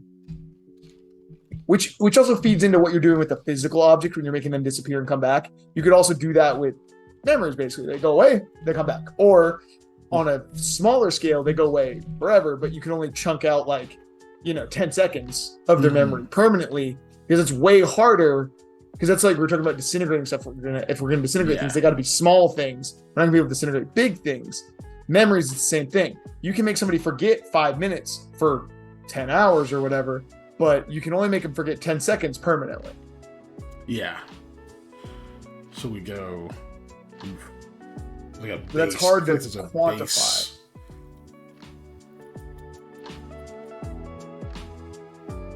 That needs like a base expenditure for permanent. Yeah. Okay, or maybe it's like a separate check. You could do that, where it's like you have the temporary one, and then while the temporary is going, you have to try to make another check to make part of it permanent. Mm-hmm. So let's see. Base for the temporary, we'll say 10 seconds or so. That's only one round. Yeah. Yeah, one round.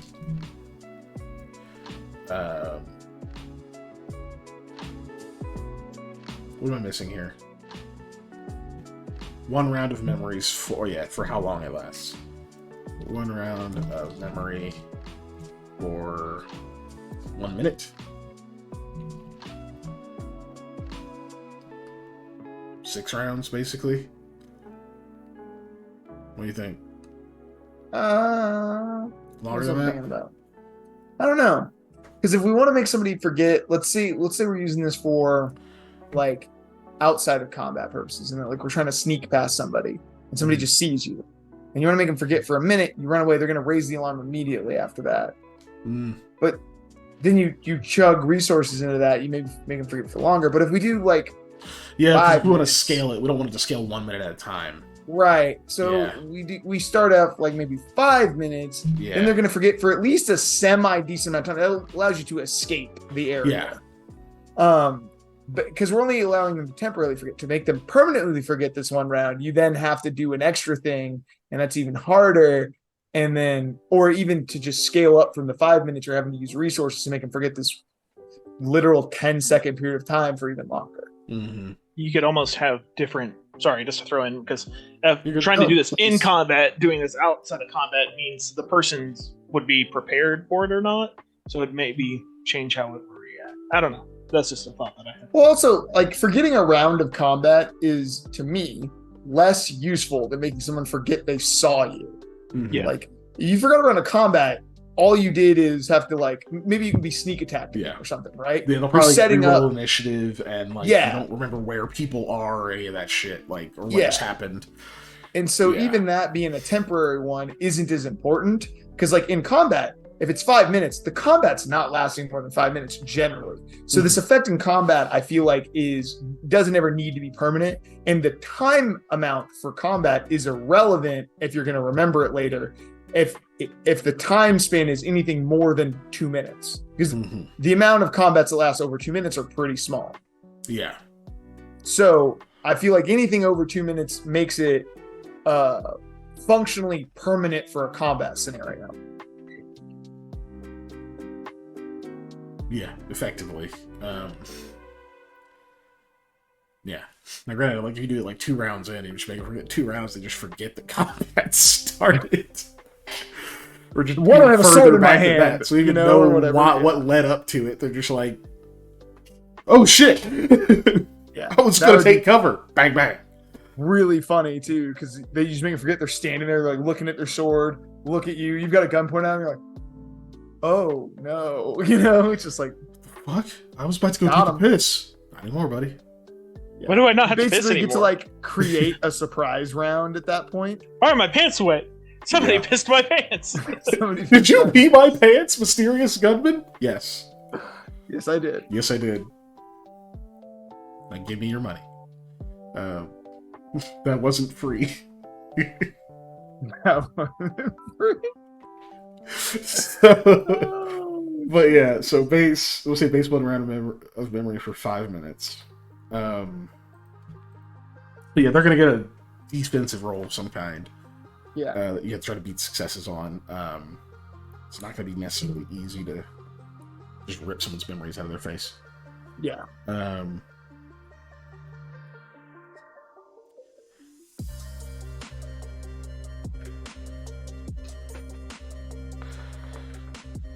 gonna say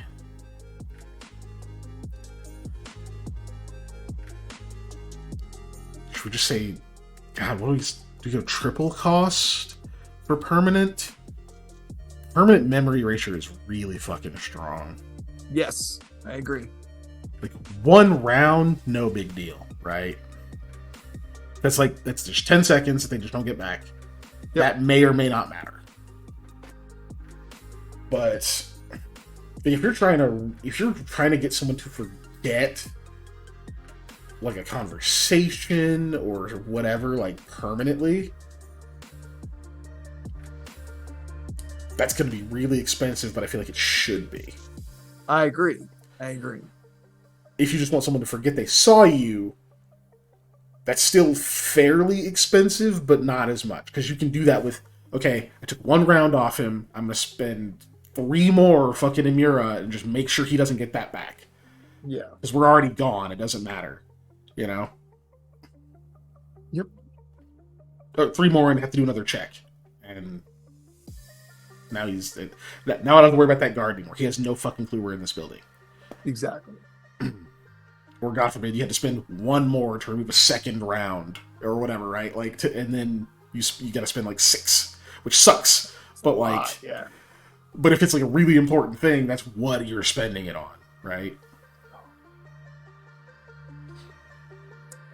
The difference between sneaking into this building and being attacked by a garrison worth of guards is probably worth 6. Probably worth 6. And this isn't taking into account the fact that if you're an invoker, you're going to have abilities that probably mitigate that cost for you some. Or you could have items we come up with. There's ways that it's not going to necessarily always be like that. If we're building a decent enough game, players will find a way to make this way cheaper, which could be real bad. Yes. All right, I built a memory mage. I can remove permanent memories for 1 Imura, and then I also, the only other thing I spec'd into is harvesting Imura. So I'm nearly guaranteed to get it out of humanoid creatures. So just 1 in every, like, 3 people that I remove their memories from, we just kill and we take the Imura out of them. Okay! What do you do with the memories? I pour them in my cereal. But why are you doing this? I want to rule the world? Yeah. World domination. Okay. Do you know why kids love the toast of Cinnamon Roast Crunch? No, because I made you forget it.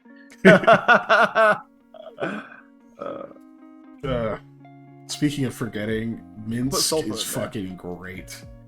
Yeah. In Voiced Baldur's Gate by 3, Matt Mercer. Does he sound like Matt Mercer?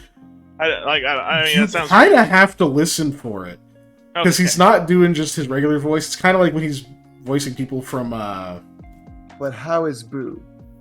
a hamster. Yeah, I know. No, a miniature giant space hamster. A miniature giant space hamster. Miniature giant space hamster, yes. But that still has the word hamster in it. But, whenever he's doing kind of his, like, almost like Middle Eastern-y accent, but he's kind of got his voice a little bit lower, so it doesn't just, like, immediately sound like him. You kind of have to have heard a bunch of those voices. But, it's not just immediately, oh, that's Matt Mercer. It's like, oh, shit, that's Matt Mercer. Okay, cool, got it. If I didn't know that, I wouldn't know off the top of my head. But, God, some of his dialogue is fucking great. Like, talking about his exploits and whatnot. The forgetting deal made me remember it, because it'll be like, did I do this other thing and then get hit on the head really hard? I don't know. Did I do this? And then did I do this or this or this or whatever? Then he like gets to this whole thing, goes, but did I do this other thing? Yes, I did. And it's like, well, that's the only one where you didn't suffer a catastrophic head injury. So I guess that makes sense why you remember that one for sure. But his dialogue's fucking hilarious. Anyway, okay. So yeah, players are gonna make this cheaper somehow, and we're gonna build in ways to let them do it and not realize it. So, oh yeah, that is the evil we accept. That's what the testing is for. But yeah. So I think that's fine. Like for triple. Yeah, I feel like ×5 is way too hard. Versus. Agreed. I think triple's a good starting point anyways, and if we realize that, man, this thing is abusable and broken, then maybe we up it, but if not, fine. Make this permanent. Triple the cost of the time.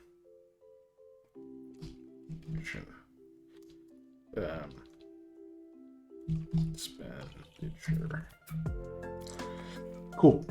There's that.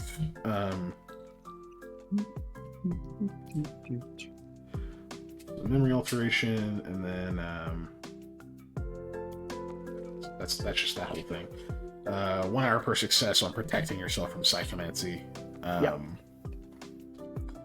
Successes determine.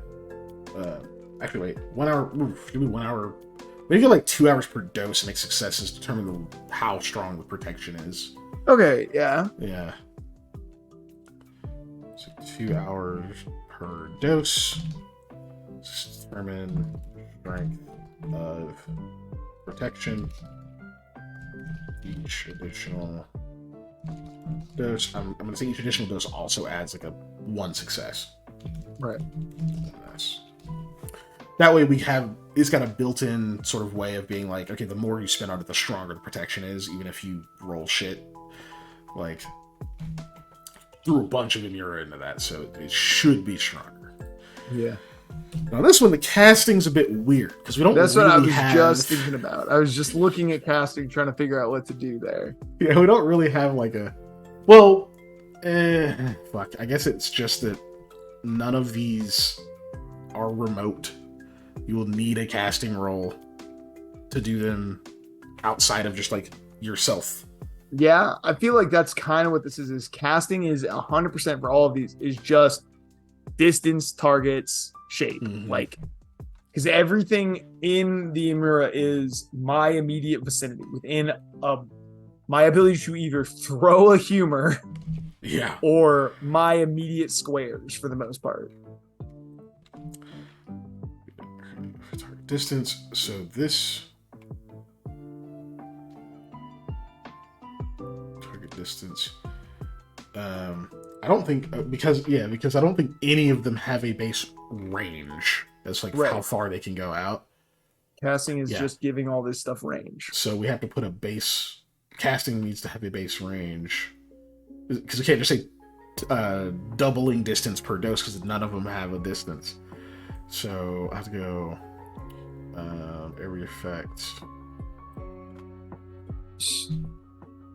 Do we just make it straight up like distance? It's either line, burst, or cone, essentially.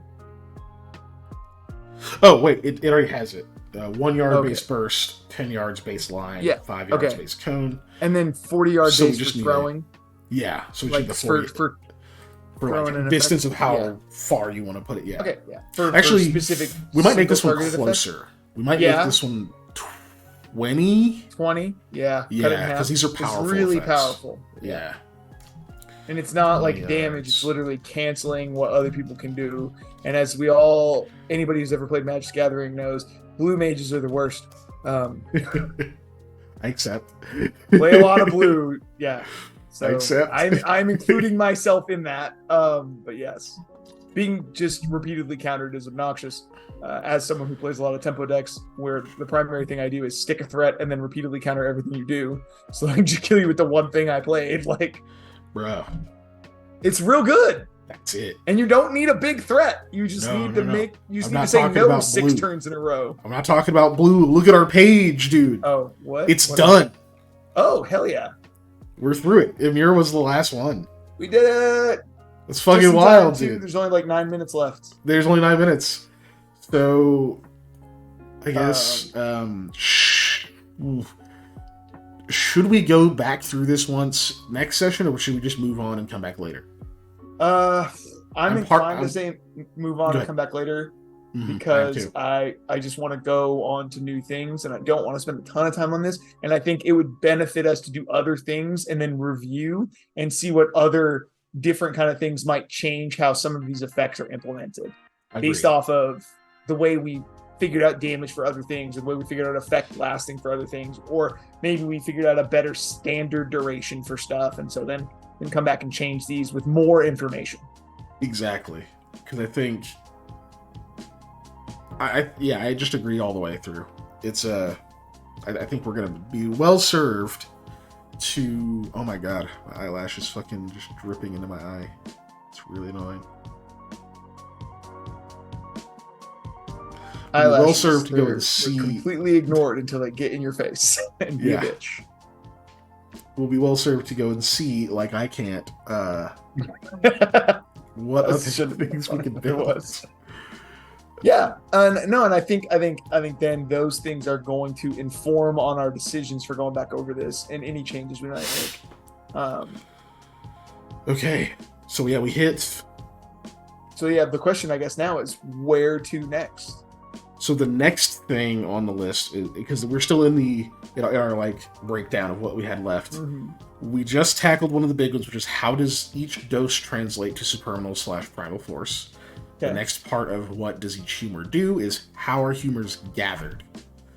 Okay. So that'll be interesting to kind of puzzle through our. It will. Resource generation, essentially. Yeah, because we already know that's supposed to be a skill check, and I'm wondering if maybe,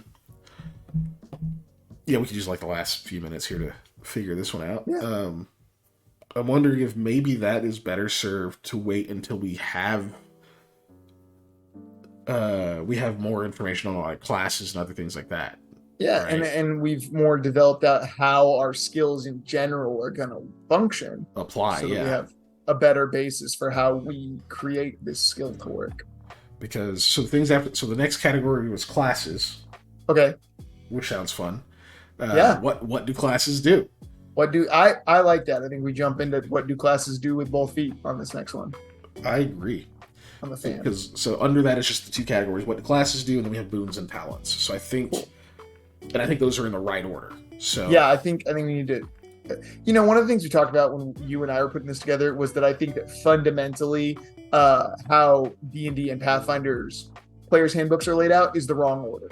Mm-hmm. And this is one of the things that I want to address in our just building this is trying to do this in the right order, right. Where we make sure we do some of our stuff in the way that it's going to make most sense for you to thematically generate a character. Mm-hmm. So hopefully this is something where we can also look into that by what do our classes do, and then what do our boons and talents do. We can also figure out how we want to order this to present it to our players and our audience. I guess.